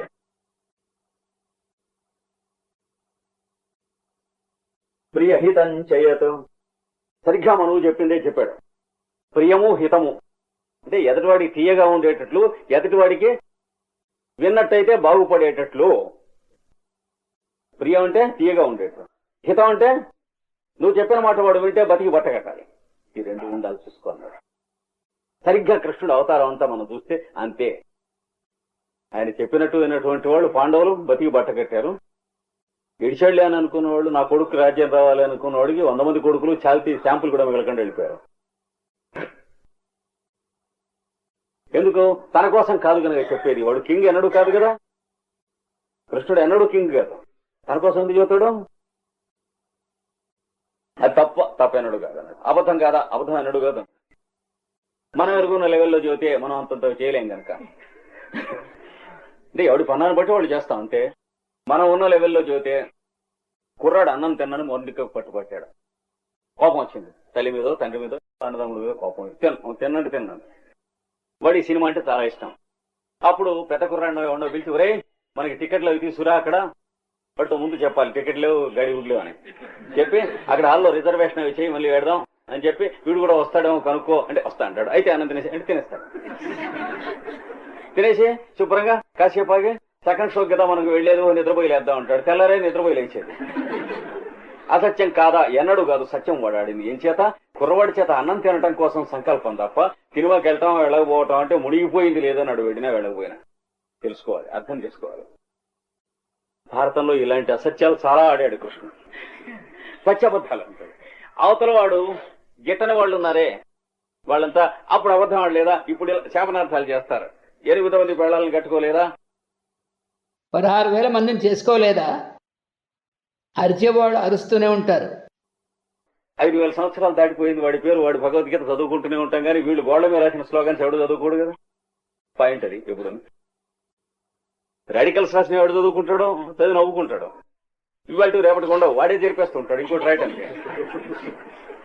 కోపడికండి, కోపడి సమాధానం లేవు, ఊటి చెప్పండి. కనుక ప్రియం హితం అయినటువంటి సత్యం అన్నాడు. ప్రియహితం చేయతంటే ఇది చేసి తర్వాత స్వాధ్యాయాభ్యసనం చేయవ, ఇది కూడా ఇందులో కల్పించాడు ఆయన. పతంజలి 3గా చెబితే ఈయన తపస్సులో భాగంగానే కల్పించాడు భగవద్గీతలో. స్వాధ్యాయము అభ్యాసం చేయుట అంటే ఏమిటి? వరల్డ్ స్క్రిప్చర్స్ లో ఏదో ఒక స్క్రిప్చర్ రోజు కాస్త చదువుకొనుట, ఇంకోటి 10 మందికి చెప్పుట. ఇవి 6 పనులు ఉన్నాయి. అవి చేసిన వాడినే బ్రాహ్మడు అంటారు కానీ ఆచార్య గారి కొడుకో, శర్మ గారి కొడుకో, శాస్త్రి గారి కొడుకో బ్రాహ్మడు అని ఎప్పుడు అనరు వాళ్ళు. కృష్ణాచార్య గారి కొడుకే అనుకోండి, అక్కడెక్కడో ఆమ్లెట్ కొట్టేస్తున్నాడు అనుకోండి వచ్చిన ఆచార్యులు గారు అంటే ఏ ఆచార్యులు గారు? గోచార్య గారే. తెలుసుకోవాలి. స్వాధ్యాయం అభ్యసనం చేసేటువంటి వాడు బ్రాహ్మణులు, ద్విజులు అంటే ఏదైనా రోజు శుభ్రంగా చదువుకుంటూ ఉన్నాడు. అది 10 మందికి 6 పనులు చేయాలన్నాడు. ఎవరు? బ్రాహ్మణ ధర్మం గలవాడు. ఏంటి? యజనము యాజనము అంటే తాను యజ్ఞము చేయుట, ఇంకోటి చేత చేయించుట. అంటే పబ్లిక్ ఇంపర్సనల్ లైఫ్ వర్క్ ఏదన్నా అంటే డబ్బుకి జీతానికి సంపాదనకి ఆదాయానికి బిజినెస్ కి సంబంధించినటువంటిది ఒక గంటో అరగంటో 2 గంటలో నీ చేతనైనంత నువ్వు చేయటం 10 మంది చేత చేయించడం. Non remunerative good work. యజనము యాజనము అంటే యజ్ఞార్థమైనటువంటి పని. ఎందుకు ఇది చేస్తున్నావు, నీకేం లాభం అంటే సమాధానం లేనటువంటి పని ఏదన్నా మంచిది పెట్టుకోవాలి. జీతం వస్తూ ఉంటే చేసే పనులు ఎట్లాగూ మంచిగా చేయాలి. ఇప్పుడు ఇండియాలో చేస్తున్నట్టు ఆఫీసుల్లో మనం చేస్తున్నట్లు చేయకూడదు. 10 మందికి పనికి వచ్చేవి కనుక ఇప్పుడు ఎందుకు మానేస్తున్నాం అంటే చేయటం బయట రష్యా నుంచో అమెరికా నుంచో మానేయమని సమాధానాలు వస్తున్నాయి కనుక మనకి ఆర్డర్స్ వస్తున్నాయి కాబట్టి మానేస్తున్నాం. కానీ మన దేశంలో ఒకడు పనికి వచ్చేందుకు కాదు మానేస్తుంది. We are puppets and dogs in the hands of foreigners. అందుకని ఏం చేయలేం. స్ట్రైక్ కి ఆర్డర్ వచ్చినా ఇతర దేశం నుంచి రావాల్సిందే కానీ ఇక్కడ మంచి పనుల కోసం స్ట్రైక్ చేసేది ఏం లేదు కదా. ఖచ్చితంగా చేయం. పలానా చోట హాస్పిటల్ లేదన్నారు. వాడి చుట్టూ వీడి చుట్టూ హాస్పిటల్ పెట్టమని తిరగటం హైదరాబాద్కి వాడు కనపడకపోవటమే తప్ప అక్కడ హాస్పిటల్ పెట్టకపోతే మీకు పన్నులు కట్టాం అని ఆ పేట వాళ్ళంతా అనటం అట్లాంటివి జరగవు కదా. అది మ్యాస్కులన్ గా ఉన్నటువంటి హ్యూమన్ రేస్ ఉన్నప్పుడు రోజుల్లో జరుగుతాయి, ఇప్పుడు జరగవు. దేనికి స్ట్రైక్ చేయాలి, దేనికి స్ట్రైక్ చేయకూడదు. అక్కర్లేని వాటికి స్ట్రైక్ చేస్తే అంటే మీకు దెబ్బ తగిలే చోట నేను, నాకు దెబ్బ తగిలే చోట మీరు స్ట్రైక్ చేస్తున్నాం. ఇప్పుడు అలా చేయించడమే ఇతర దేశాల లక్షణం. కామన్ సెన్స్ మనకి తగ్గింది కనుక ఏం సమాధానం లేదు. ఎందుకని అక్కడి నుంచి కదా ప్రోగ్రామ్స్ వచ్చేవి. అంతే. మనం ఎప్పుడు స్ట్రైక్ చేయాలో ఇవన్నీ ఎక్కడి నుంచి వస్తాయి, పై దేశాల నుంచి వస్తాయి, ఇక్కడి నుంచి రావు. ఏమి సందేహం లేదు. కోపడకండి, విషయం ఇంతే. ఇండియాలో గత 50 ఏళ్ల నుంచి మన గతి ఇలా పడుతుంది. కనుక స్వాధ్యాయాభ్యాసనం చేస్తే యజనము యాజనము చేస్తుంది. అంటే యజ్ఞము చేయుట, యజ్ఞము చేయించుట. అంటే చుట్టుపక్కల ఉన్నటువంటి వాళ్ళకి మనకి ఆదాయంతో సంబంధించకుండా చేసిన మంచి పని, నచ్చినటువంటి 10 మందిని చేసి వాళ్ళ చేత కూడా చేయించినటువంటి మంచి పని, అది యజ్ఞం చేయటం చేయించుట. రెండవది అధ్యయనము అధ్యాపనము. స్క్రిప్చర్స్ అంటే పురాణ ఇతిహాస గ్రంథములు గాని, బైబిల్, భగవద్గీత, ఖురాన్ మొదలైన గ్రంథాల్లో ఏదో ఒక నీకు నచ్చిన గ్రంథం నువ్వు చదువుట, 10 మందికి చెప్పుట, 10 మంది చేత సెంటర్స్ పెట్టి చదివించుట. అధ్యయనము అధ్యాపనము అంటే చదువుట, చదివించుట. తర్వాత దానము ప్రతిగ్రహము అంటే ఎవరికైనా ఏదైనా కావాల్సి వచ్చినప్పుడు ఇది కావాలట, నిజంగా కావాల్సి వస్తే ఇచ్చేయండి. మరి దాని గురించి తెలుసుకోవద్దు. ఇచ్చినప్పుడు ఎలా ఏమన్నాడు, ఇదన్నమమా అంటే ఇది నాది కాదు అని హృదయంలో నీకు అనిపిస్తే లేకపోతే నీ చెవులు పెట్టుకోమనిచి అన్నాడు. దానం చేస్తున్నప్పుడు మంత్రం ఏంటి, ఇదన్నమమా అంటే ఇది నాది కాదని చూసుకో అన్నాడు. నీ హార్ట్ నీకు అలా ఇచ్చేసి నీకు ఎలా కావాల్సి వచ్చినప్పుడు అడిగి తీసుకో అన్నాడు. కొంతమందిని పెట్టుకుని ఎవరికైనా కావాల్సినా అట్లాగే ఇవ్వటం నేర్చుకో, నీకు కావాల్సిన అలాగే స్ట్రైట్ గా అడిగి తీసుకుంటాం నేర్చుకో అన్నాడు. కావాలన్నాడు. ఈ 3 ఉంటే బ్రాహ్మణుడు అవుతాడు. లేకపోతే వాడు ఆచార్య గారైనా, శర్మ గారైనా, శాస్త్రి గారైనా 6000 దమిడి తక్కువ లేదన్నా ఏ లాభం. కనుక స్వాధ్యాయ అభ్యసనం చేయవ. ఇదొకటి. వాంగ్మయం తప ఉచ్యతే. ఇది వాంగ్మయ తపస్సు అంటారు. ఉద్వేగాలు పుట్టించే మాట మాట్లాడకుండా ఉంటాం. సత్యం పలకటం, ఆ పలికే సత్యం కూడా ఇతరులకు ప్రియముగాను అంటే ఇంపుగాను, హితముగాను అంటే పనికొచ్చేట్టుగాను, మేలు కోరినట్లుగాను పలుకుట తన చేతనంతలో. స్వాధ్యాయ అభ్యసనము అంటే పవిత్ర గ్రంథములను శుభ్రంగా అభ్యాసం చేయటం. అంటే చదవటం కాదు అభ్యాసం అంటే, రిపిటేషన్. అభ్యాసం అనే పదానికి ఏం చెప్పాడు మొట్టమొదట గుర్తుందా? రిపిటేషన్. అభ్యాస వైరాగ్యాభ్యాం తన్నిరోధ అనే సూత్రం దగ్గర అభ్యాసం అంటే నిర్వచనం చెప్పారు. అభ్యాసం అంటే రిపిటేషన్ తప్ప ప్రాక్టీస్ కాదు. Wrong translation. అది జాగ్రత్తగా ఉండాలి. అభ్యాసనం అంటే ప్రతి ఏడాది చెప్పుకున్నాడు శుభ్రం ఒక పుస్తకం, లేదా ఏడాదికి ఒక పుస్తకం చెప్పుకో. రిపీటెడ్ గా చెప్పుకో ఆ విషయాలు, మీకు మాస్టరీ వస్తుంది, వాటి ఎందు ఎఫినిటీ ఏర్పడుతుంది. దీన్ని ఏమన్నాడు, వాంగ్మయ తపస్సు. రెండవది వాంగ్మయ తపస్సు అయింది. మూడవది చెబుతున్నాడు మానసికమైన తపస్సు అంటే మెంటల్ పెనెన్స్. ఈ 3 చేస్తే తపస్సు అంటారు. అది మానసికం కూడా చెబుతున్నాడు. మనఃప్రసాదము అభ్యాసం చేసుకోండి. మనస్సు బురద నీరు లేకుండా తేటగా ఉండడం అంటే ఎమోషన్ టచ్ అవ్వకుండా ఉన్న మైండ్ అభ్యాసం చేసుకోండి. తిట్టారండి మిమ్మల్ని, అంతకు ముందు పల్స్ చూసుకో, తర్వాత పల్స్ చూసుకో, ఏమన్నా మార్పు వచ్చిందా? బీపీ అంతకు ముందు చూడు, పెట్టి ఇటో డాక్టరు అటో డాక్టరు బీపీ చూడమను. చూసిన తర్వాత మీరు చెప్పింది ఏడిచినట్టు ఉందండి ఉపన్యాసంలో అంటే మళ్ళీ చూడమను. తేడా ఉందా, ఉండకుండా ఉండేది చూసుకోవాలి. అది వాడు చెప్పింది. మనప్రసాదం అంటే అర్థం అది. ఇది ప్రాక్టీస్ లో మనం వెరిఫై చేసుకునేది తప్ప ఆ మైండ్ డిస్టర్బ్ కాకూడదండి అనేటువంటి థీరీలో లొంగవు, ఏమీ లాభం లేదు. మైండ్ డిస్టర్బ్ కాకూడదండి అన్నటువంటి వాడు అవతల వాడు మరి 4 మాటలు సతాయించి అడిగితే డిస్టర్బ్ అయితే తీరుతుంది. అదేగా మైండ్ డిస్టర్బ్ కాకూడదంటూ ఉంటే ఉరికే మళ్ళీ చెబితే అర్థం ఏంటి, అంతకంటే మైండ్ డిస్టర్బెన్స్ కనుక ఎప్పుడు కూడా ఒక రకమైనటువంటి ప్రసన్నమైనటువంటి మనసు అంటే natural state of mind without the tinge or the touch of emotion, అది అభ్యాసం చేసుకో. ఇది మనఃప్రసాదము. తర్వాత సౌమ్యత్వము భగవద్గీతలో చెప్పింది. అంటే నాజూకుతనం. నడుస్తున్నావు అనుకోండి, నీ బూట్ల తప్పుడు కానీ అడుగుల తప్పుడు కానీ పక్కన గదిలో ఉన్నటువంటి వాళ్ళు డిస్టర్బ్ చేసింది అనుకోండి, ఇంకా మరి 2.5 కాళ్ళైనా మనకు ఉన్నట్లు లెక్క. 4 కాళ్లలో 2 కాళ్లలోకి రాలేదు అంటే చూసుకోనాడు. అంటే బీ రిఫైన్డ్ నేచర్ రావాలి. రోడ్డు మీద వెళ్తుంటే ఇట్లా ఐమూలగా క్రాస్ చేస్తాం. రోడ్డు మీద వెళ్ళే ప్రతి వెహికల్ వాడికి మనం న్యూసెన్సే. కామన్ సెన్స్ మనకు లేదని వాళ్ళందరికీ తెలుస్తుంది. వాడికి ఏమాత్రం ఉన్నా అదే వచ్చింది.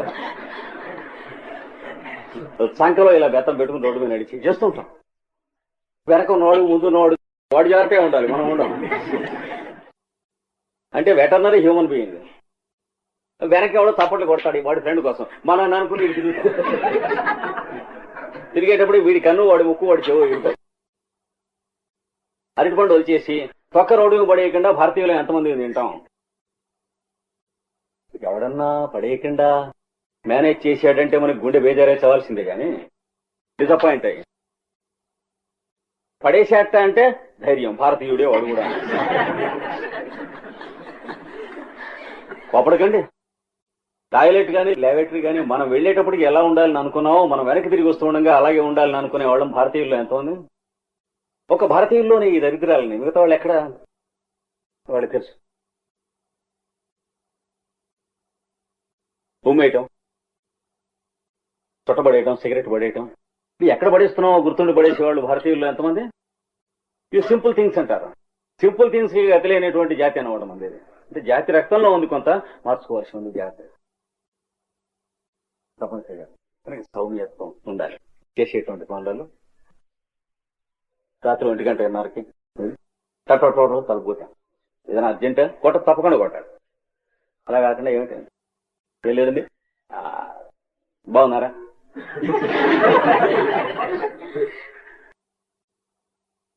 వాళ్ళ ఇంటికి వాడిని తీసుకెళ్ళాం. వీడికి వాడికి తెలియదు, పరిచయం లేదు. ఈ తీసుకెళ్ళినటువంటి మధ్య ఆయన ఇరికన పడ్డాడు. ఎందుకని ఈ రెండో వాడు కూడా వచ్చిన వాడు ఆయన మాట్లాడుతున్నంతసేపు వీడి టెలిఫోన్ లో 10 మందికి టెలిఫోన్ చేశాడు. వాడికి ఎలా ఉంటుంది అది తీసుకెళ్ళిన వాడికి. అంటే వాళ్ళిద్దరూ బజార్కి వెళ్తూ మధ్యలో ఏదో పని మీద ఆయన ఆగాడు. ఆగితే ఈ రెండో వాడు 10 మందికి టెలిఫోన్ చేశాడు. టెలిఫోన్ లో కూడా ఏం చేశాడు, హలో బైది బాయ్ బాగున్నారా, మీ కుక్క ఎలా ఉంది అని అడిగాడు. ఇంతే విషయం. చివరికి ఆ ఇంటి వాడు చూసాడంటే కాలుకి ఎంత అవుతుందండి, తప్ప కానీ కాలుతో చెప్పలేదు. ఇప్పుడు కాలుకి ఎంత అవుతుందని చెప్పి ఆవిడ చేయడం మానేశాడు. అంతేగాని ఎన్ని కాల్స్ చేశాడో అంతకు ఇవ్వలేదు. అంటే అక్కడికి ఆపడానికే వాడు చెప్పాడు, డబ్బులు పుచ్చుకుంటానని చెప్పలే. అది బఫెలో లాంగ్వేజ్, వాడికి తెలుసు వీడికి తెలుసు. వాడు అక్కడ ఆపాలని వీడి ఉద్దేశం, వాడు అక్కడ ఆపాడు. అంతేగాని ఇవ్వడు ఆ కాల్కి డబ్బులు. తర్వాత హ్యూమన్ లాంగ్వేజ్, వాడు వీడు హ్యూమన్ బీయింగ్స్ అయినప్పుడు హ్యూమన్ లాంగ్వేజ్ కానీ లేకపోతే బఫెలో లాంగ్వేజే వాడతాడు అవతల ఫెలోని బట్టి. కనుక సౌమ్యత్వం అనేటువంటిది ఎక్కడికైనా గెస్ట్స్ వాళ్ళని తెల్లవారుసం 4కి లేచి పెద్దగా జపం చేయటం, పూజా హోమం అని అరుస్తూ ఉంటాం. పూజకి ఆకేస్తున్నాడు, మరి మానేయమంటారా అన్నాడు. మానేయొద్దు కానీ ఎవరింటికి వెళ్ళదు. తెలుసుకోవాలి, కామన్ సెన్స్ ఉండాలి మనకి. చెప్పాను మాట పాపం మధ్యలో ఒకటే గది, చుట్టూ చిన్నవి ఇట్లా వరండా దింపినటువంటి చిన్న చిన్న గదులు ఉన్నాయి ఢిల్లీలో ఇళ్లలో. మధ్య తరగతి వాళ్ళు ఎంత దారుణంగా జంతువుల కంటే కష్టంగా ఉంటారో మనకి అందరికీ తెలుసు. అంతకంటే ఇళ్లలో ఉండడానికి అవకాశం లేదు, అంతకంటే ఇళ్ళు ఇవ్వరు వాళ్ళకి. వాళ్ళ ఇంటికి నేను ఎడుతుంటే నాతో ఇంకోటి వచ్చాడు కూడా తైనైతే. సరే వాడు హోటల్లో దిగుతాడు అనుకున్నాను, నాతో పాటు వాళ్ళ ఇంట్లోనే దిగడు. పోనీ ఇద్దరిని కూడా పిలిచాడు దిగండి అని. పెద్ద ఊళ్ళలో ఉన్న వాళ్ళు అక్కడికి ఏం బాధలు పడతారు, మన వాళ్ళు వచ్చారు ఇంత దూరం నుంచి అని వాళ్ళకి వీలుగా ఉండకపోయినా కూడా పిలుస్తారు. చాలా మంది 50 మంది 100కి అలా చేస్తారు. పిలిస్తే వీడు తెల్లవారుసామున 4ంటికి ఏం చేశాడు, స్నానం చేసేసి ఆ మధ్య గదిలో ఇంత సాలిన తుండుగుడ్డ కట్టుకుని జపం మొదలెట్టాడు. మనిషి బాగా నాకంటే చాలా స్థూలంగా ఉంటాడు. అంటే జానడే ఉంది, తుండుగుడ్డ కట్టుకున్నాడు. మోస్ట్ ఇన్సల్టింగ్ గా ఉంది. మొదలెట్టేశాడు. పాపం పొద్దున 5 అయిపోయింది. కింద పాల ప్యాకెట్లు వస్తాయి. వీళ్ళెవళ్ళు వెళ్ళటానికి వీళ్ళేదా వరండాలలాగా పరంజాలలాగా ఉన్నటువంటి రూమ్స్ లో వీళ్ళందరూ స్టకప్ అయిపోయినారు. ఆ గృహస్థుకి 5 ఆడపిల్లలు, పెళ్లికి ఎదిగినటువంటి వయసులో ఉన్నవాళ్ళు, భార్య. వీళ్ళందరికీ అవతల టాయిలెట్ కి లాబరేటరీకి వెళ్ళటానికి వీల్లేదు. నిలబడిపోయిన మధ్య రూమ్ లో వీడున్నాడు. జాగ్రత్త, 2 కాళ్ళు నీకు ఉన్నాయి కనుక గుర్తుంచుకోని చెబుతున్నాడు. అది సౌమ్యత్వం అంటే కృష్ణుడు చెప్పింది ఇక్కడ. You have only 2 legs, please remember it. అంతే. బూట్లు చెప్పులు లేకపోయినా ఒకడు మేడమే నడుస్తుంటే దన్ కింది వాళ్ళంటే సగర్వంగా నడుస్తాం. మానేసి మామూలుగా నడువు, మనిషి నడిచినట్టు నడువు చాలు అన్నాడు. అంతకంటే పెద్ద లెక్క ఏంటి. టెలిఫోన్ వస్తే 1 hour అక్కడ పెట్టిస్తాం అవతల వాడి చేత ఒక్కొక్కడం. అంటే 60 minutes. అది అక్కర్లేదు. నువ్వు ఏదైనా పాయింట్ ఉంటే టెలిఫోన్ చేసి పెట్టేసి అవతల వాడికి పనులు ఉంటాయి. ఇవి గుర్తుంటాం. అంటే పబ్లిక్ లైఫ్ కి ఫిట్ అయ్యేటట్లుగా మనం పనికొచ్చేట్టుగా నాజూకుతనం నేర్చుకోవాలి. నడుస్తూ ఉంటే చెయ్యవాడికైనా తగిలిందా, కాలేవాడికైనా తగిలిందా, నువ్వు పనికిరావు యోగాభ్యాసం. చేతులోంచి వస్తువులు పడిపోతున్నాయి, తగ్గించు అన్నాడు. పడిపోవటం అంటే ఇంకాస్త ఒళ్ళు దగ్గర పెట్టుకో, పడిపోకుండా ఉంటాయన్నాడు. మనకి ఏన్షియంట్ బుద్ధిస్టిక్ లిటరేచర్ లో, బౌద్ధ మతంలో షింటో బౌద్ధ మతం అని జపాన్ వాడది ఉంది, అత్యద్భుతమైనటువంటిది. దాంట్లో కరాటే దో అని ఒక సైన్స్ ఉంది. ఇప్పుడు ప్రతివాడు ఏదో చేస్తున్నాడు కరాటే, అది కాదు, జాగ్రత్తగా దాని లిటరేచర్ ఉంది. దాంట్లో వాడు చెప్పాడు కరాటే అంటే పట్టడం, తనటం, గుర్తటం ఇట్లాంటి పనులు కావు. శరీరంలో పాదాల దగ్గర శిరస్సు దాకా నీవుగా వర్తించడం, మేల్కొని వర్తించడం, ఇది అభ్యాసం చేయాలన్నాడు. ఆ వాక్యం మనకు అర్థమయ్యేటప్పటికి ఎంతకాలం పడుతుందో ఆలోచించండి.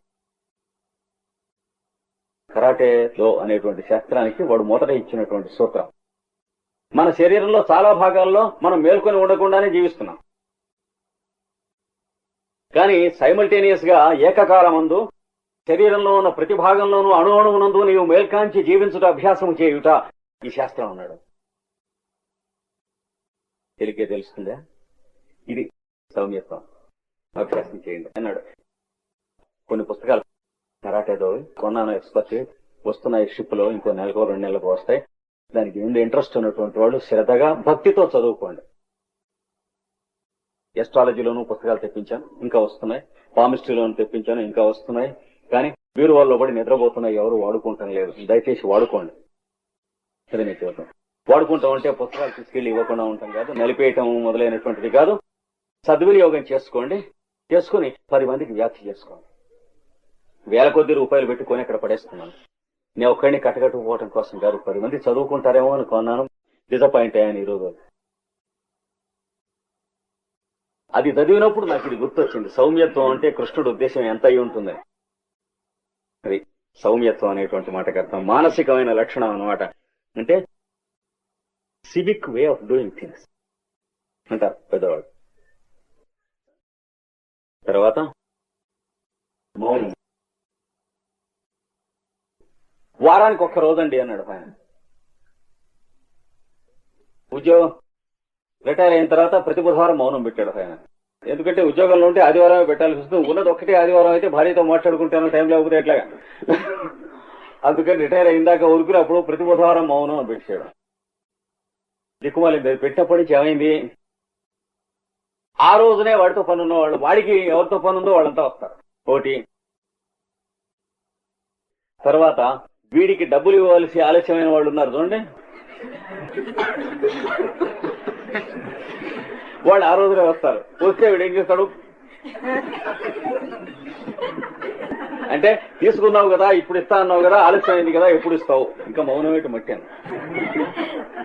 అంతకంటే మాట్లాడుతున్నాను లేదా హై బీపీ వస్తుంది.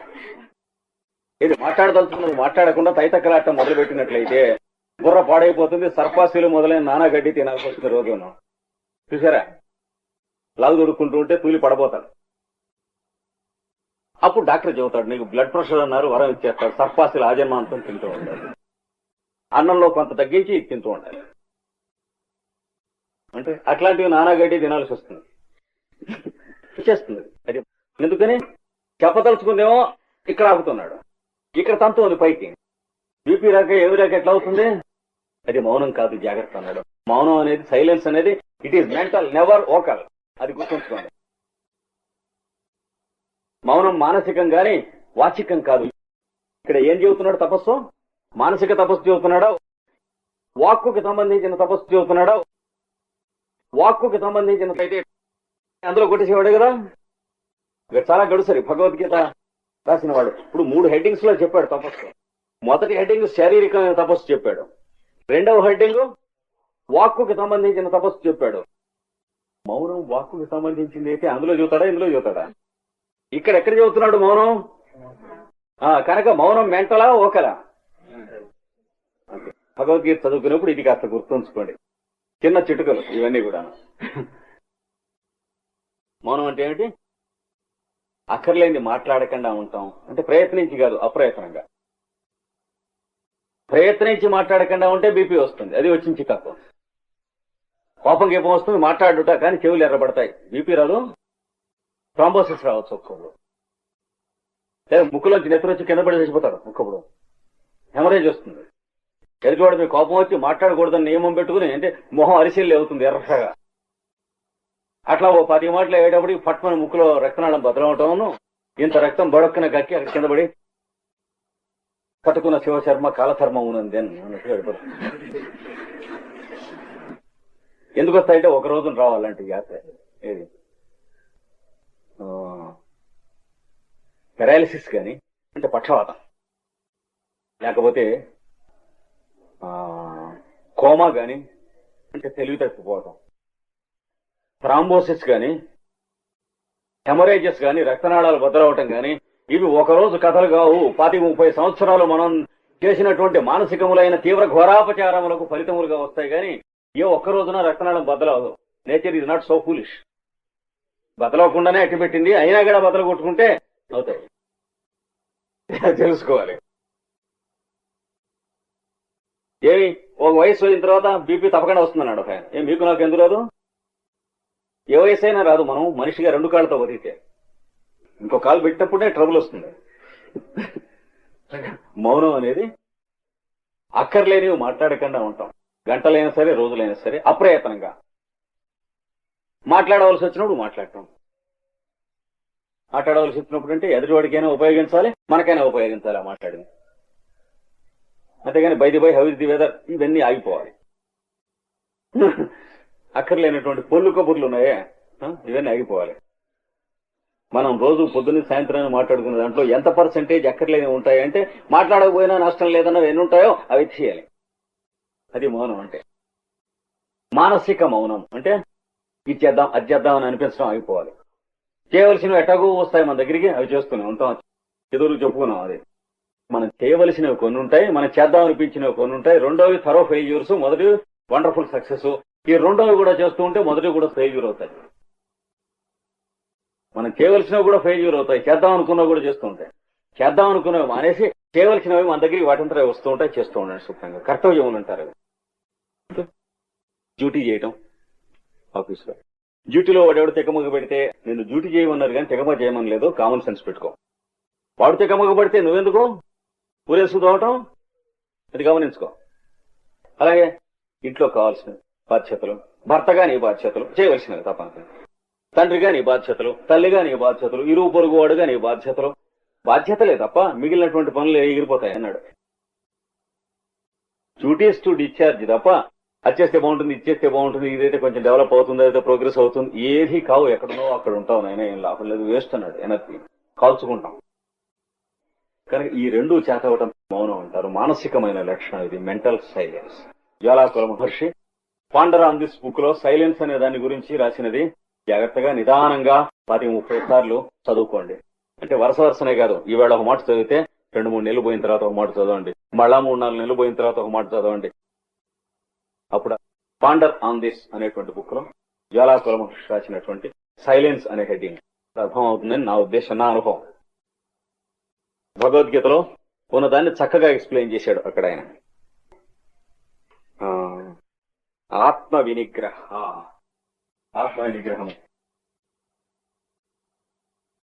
ఆత్మ అంటే ఏమిటి? తాను అంటే శరీరము, మనస్సు, ఇంద్రియములు, బుద్ధి ఇవన్నీ కలిసిన యూనిట్, అది ఆత్మ అంటే. ఇవన్నీ లేకుండా లోపల ఉన్న అబ్స్ట్రాక్ట్, అది వేదాంతులు చెప్పేటువంటి జూటా కబుర్లు. భగవద్గీత గాని వేదంలో గాని ఆత్మ అంటే అర్థం ఏంటి? ఒక లివింగ్ యూనిట్. అందులో ఏముంటాయి? శరీరం ఉంటుంది, దాని సప్తధాతువులు ఉంటాయి, పంచేంద్రియములు ఉంటాయి, మనస్సు ఉంటుంది, బుద్ధి ఉంటుంది, చిత్తం ఉంటుంది, అహంకారం ఉంటుంది. ఈ యూనిట్ ని ఆత్మ అంటారు. దానికి నిగ్రహం అంటే కంట్రోల్. కంట్రోల్ అంటే నీకు మాస్టరీ ఉండాలి దాని మీద. దేన్ని నువ్వు కంట్రోల్ చేయకూడదు, నీ కంట్రోల్లో ఉండాలి. ఇంట్లో వాళ్ళ మీద ఎలా కంట్రోల్ ఉండాలో, కంట్రోల్ చేద్దామన్న వాడికి తెచ్చినా ఉండదు. ఎవడు వాడిని లెక్క చేయరు. రోజు వీడు నచ్చబెడుతూ ఉంటాడు, వీడు అలాగే ఏడుస్తుంటాడు, సర్లే అంటే వాడికి ఎన్నడూ కంట్రోల్ ఉండదు. కోపడేవాడికి, తంతానేవాడికి, తన్నేవాడికి కంట్రోల్ ఉండదు. వాడిని పిచ్చిముడవాడి కింద కట్టేస్తారు. ఏవి అనకుండా చేసేవాడు కంట్రోల్ చేస్తూ ఉంటాడు. ఎప్పుడు ఆఫీసులో అయినా అంతే, అందరితో మంచిగానే ఉంటూ ఉంటాడు. ఈ పని చేసావా అని అడుగుతాడు. చేయనటువంటి వాడు ఆ పక్కన చెల్లిపోవాలి. అంతేగా ఎందుకు చేయలేదు ఏమనుకున్నావు, ఇట అయితే ఇట్లాగా ఆఫీస్ అంతా పడైపోతుంది. తెల్లారులేస్తే రోజు పచ్చిముడవుడికలే ఇలాగే అవుతున్నాడు, ఏమి వాల్యూ ఉండదు, అయిపోయి. చూసారా ఎంత ఉపయోగిస్తామో అంత బ్లంట్ అయిపోతుంది ఆ వేపనం. ఉపయోగించకుండా ఉన్నప్పుడు తల తల తల లోపల ఎన్ని మెరుపులు ఉన్నాయో అవతల వాడికి ఎంత ఒడి దగ్గర పెట్టుకుని ఉంటాడు. ఎదుటి వాడిని గౌరవించి కంట్రోల్ చేయగలిగినటువంటి వాళ్లే స్వామిత్వం ఉన్నవాళ్ళు, ఆత్మ నిగ్రహం కలవాళ్ళు. అంటే ఈయనెన్నడూ ఆఫీస్కి ఆలస్యంగా రాట అని ఉన్నప్పుడు మిగతా వాళ్ళు, అంతేగాని ఈయన ఇష్టం వచ్చినప్పుడు వచ్చి, ఎందుకంటే ఫలానా మినిస్టర్ గారికి మేనల్లుడు కాబట్టి మిగతా వాళ్ళంతా టైంకి రావచ్చు చంపేస్తామంటే ఆయన వచ్చేటికి అక్కడ ఉంటారు, ఆయన వెళ్ళిపోతారు. మామూలే. మన దగ్గర ఉంటే ఉంటారు. కూరని పట్టుకుని సిగరెట్లు కలుస్తున్నావా అన్నాడు. కలుతానండి నాన్నగారు అంటాడు. కానీ వింటాడా? ఎందుకంటే వీడు కలుస్తున్నాడుగా. ఎందుకు వింటాడు? వాడు పిచ్చిముడవాడుగా, వీడి కొడుకు కాదు, వీడికంటే తెలివైన వాడు కానీ తక్కువ ఉండడు వీడికంటే. కానీ ఎప్పుడు అంతే రూల్, ఎప్పుడు ఒకటే. ఎక్కడికి వెళ్ళినా ఆత్మ వినిగ్రహం చూసుకో అన్నాడు. నీ బిహేవియర్ ఎట్లా ఉంది దాన్ని బట్టి ప్రపంచం నీతో ఇన్ఫ్లుయెన్స్ అవుతుంది. అది ఆత్మ వినిగ్రహం అంటే సెల్ఫ్ డిసిప్లిన్. కంట్రోల్ అయిన వాటికి నెగిటివ్ అర్థం చెప్పకండి. నెగిటివ్ అర్థంలో బాగుపడ్డవాడు ఎన్నడూ లేదు కంట్రోల్ చేసుకుని. పాజిటివ్ అర్థం అంటే డిసిప్లిన్, క్రమశిక్షణ తప్ప కంట్రోల్ అంటే నాలుగు బీక్కుంటాం కాదు. అని తినకుండా ఉంటాం, కొంచెం తగ్గించడం, ఈ శరీరాన్ని సుఖపెట్టకూడదని చెప్పి కింద పడుకుంటాం. ఇట్లాంటి కొక్కిరే పనులు కావు. అవి నెగిటివ్ అంటే సెల్ఫ్ టార్చర్స్ అంటారు. దానివల్ల వచ్చేది ఏమీ లేదు. తర్వాత భావ సంశుద్ధి అంటే భావముల యొక్క పరిశుద్ధత. అంటే ఎప్పుడు ఎవడు కదిలించినా వీడు మాట్లాడేది 10 మందికి పనికొచ్చేటువంటిది, వాళ్ళకి ఉత్సాహం కలిగించేటువంటిది, పవిత్రమైనటువంటిది, మనస్సుల్ని బాగు చేసేటువంటిది అయినటువంటి విషయాలే వీడి దగ్గర ఉండాలి. కదిలిస్తే అవే వస్తాయి. అంటే ఉన్న సరుకు అది లోపల, ఇంకోటి రాదు. అలాగా మెటమార్ఫోసిస్ అంటే చివరికి వీడు కల వచ్చినా పీడకల రాదు. వచ్చేందుకు లోపల మెమరీస్ ఏం మిగిలి లేవు, నెగిటివ్ మెమరీస్. శుభ్రమైన కళే వస్తుంది. ఎవరికో పెళ్ళైనట్లో, లేకపోతే తను సహాయం చేసినట్లో, 10 మంది ఏదో భోజనాలు చేస్తున్నట్లో కలొస్తాయి. కానీ 10 మంది భోజనాలు చేస్తున్నట్టు కలొస్తే మంచిది కాదుట. ఇట్లాంటి కొక్కిరాయి వ్యవహారాలు ఉండవు. కొంతమందికి భయం, 10 మంది భోజనాలు చేస్తున్నట్టు కలొస్తే ఎవరో పోతారు. ఎందుకు చేత? ఎవరో పోయినప్పుడు 10 మంది భోజనం చేస్తారు కాబట్టి. అలా ఎందుకు అనుకోవాలి? పెళ్లిలో చేయరు 10 మంది భోజనం. తలకాయ ఉండాలి మనకి, అంతకంటే ఇంకేం లేదు. చాలా మంది భయపడతారు. 10 మంది ఇంట్లో భోజనాలు చేసినట్టుగా కలిస్తే ఎవరో వెళ్ళిపోతారు. భావ సంశుద్ధి అంటే వీడికి ఉన్న భావములు పరిశుద్ధిగా ఉండాలి.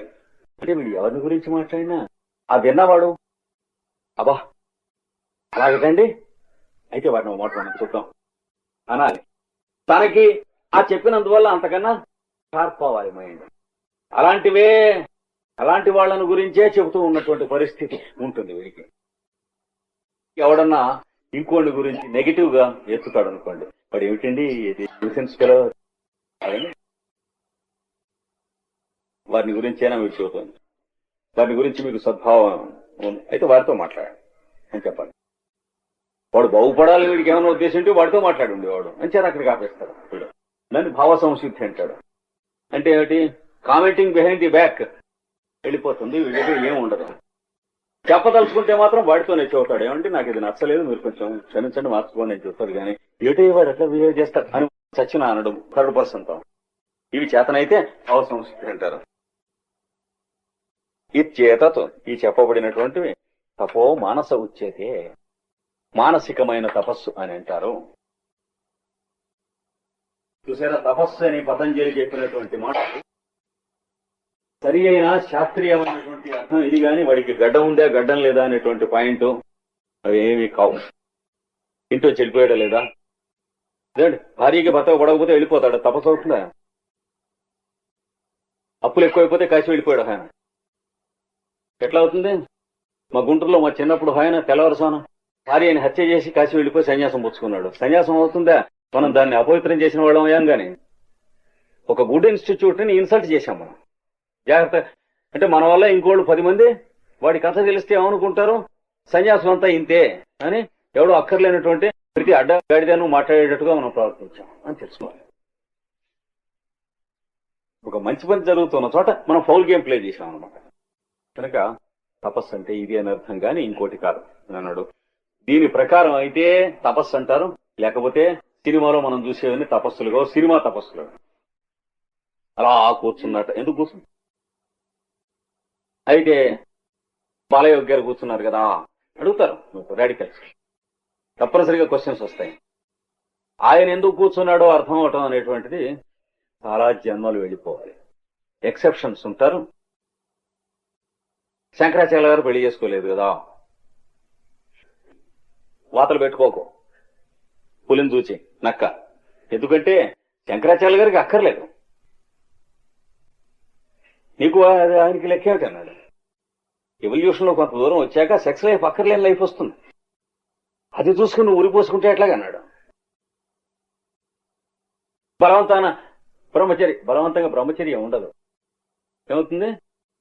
ఫాల్స్ గేమ్ ప్లే చేయటం ఉంటుంది. అబ్స్టినెన్స్ ఆఫ్ సెక్స్ ఉంటుంది, కానీ బ్రహ్మచర్యం సిలబస్ ఉండదు. అబ్స్టినెన్స్ ఆఫ్ సెక్స్ కి బ్రహ్మచర్యానికి ఎంత తేడా ఉంది? పీనుగకి ఏనుగకి ఉన్నంత తేడా ఉంది. మరి వారు ఉండలేదా అంటే వారు ఉన్నారు, నువ్వు ఉండకూడదు అంతే. ఈ చేత మన సంగతి మనకి తెలుస్తుంది, అర్థంలో చూసుకుంటే తెలుస్తుంది.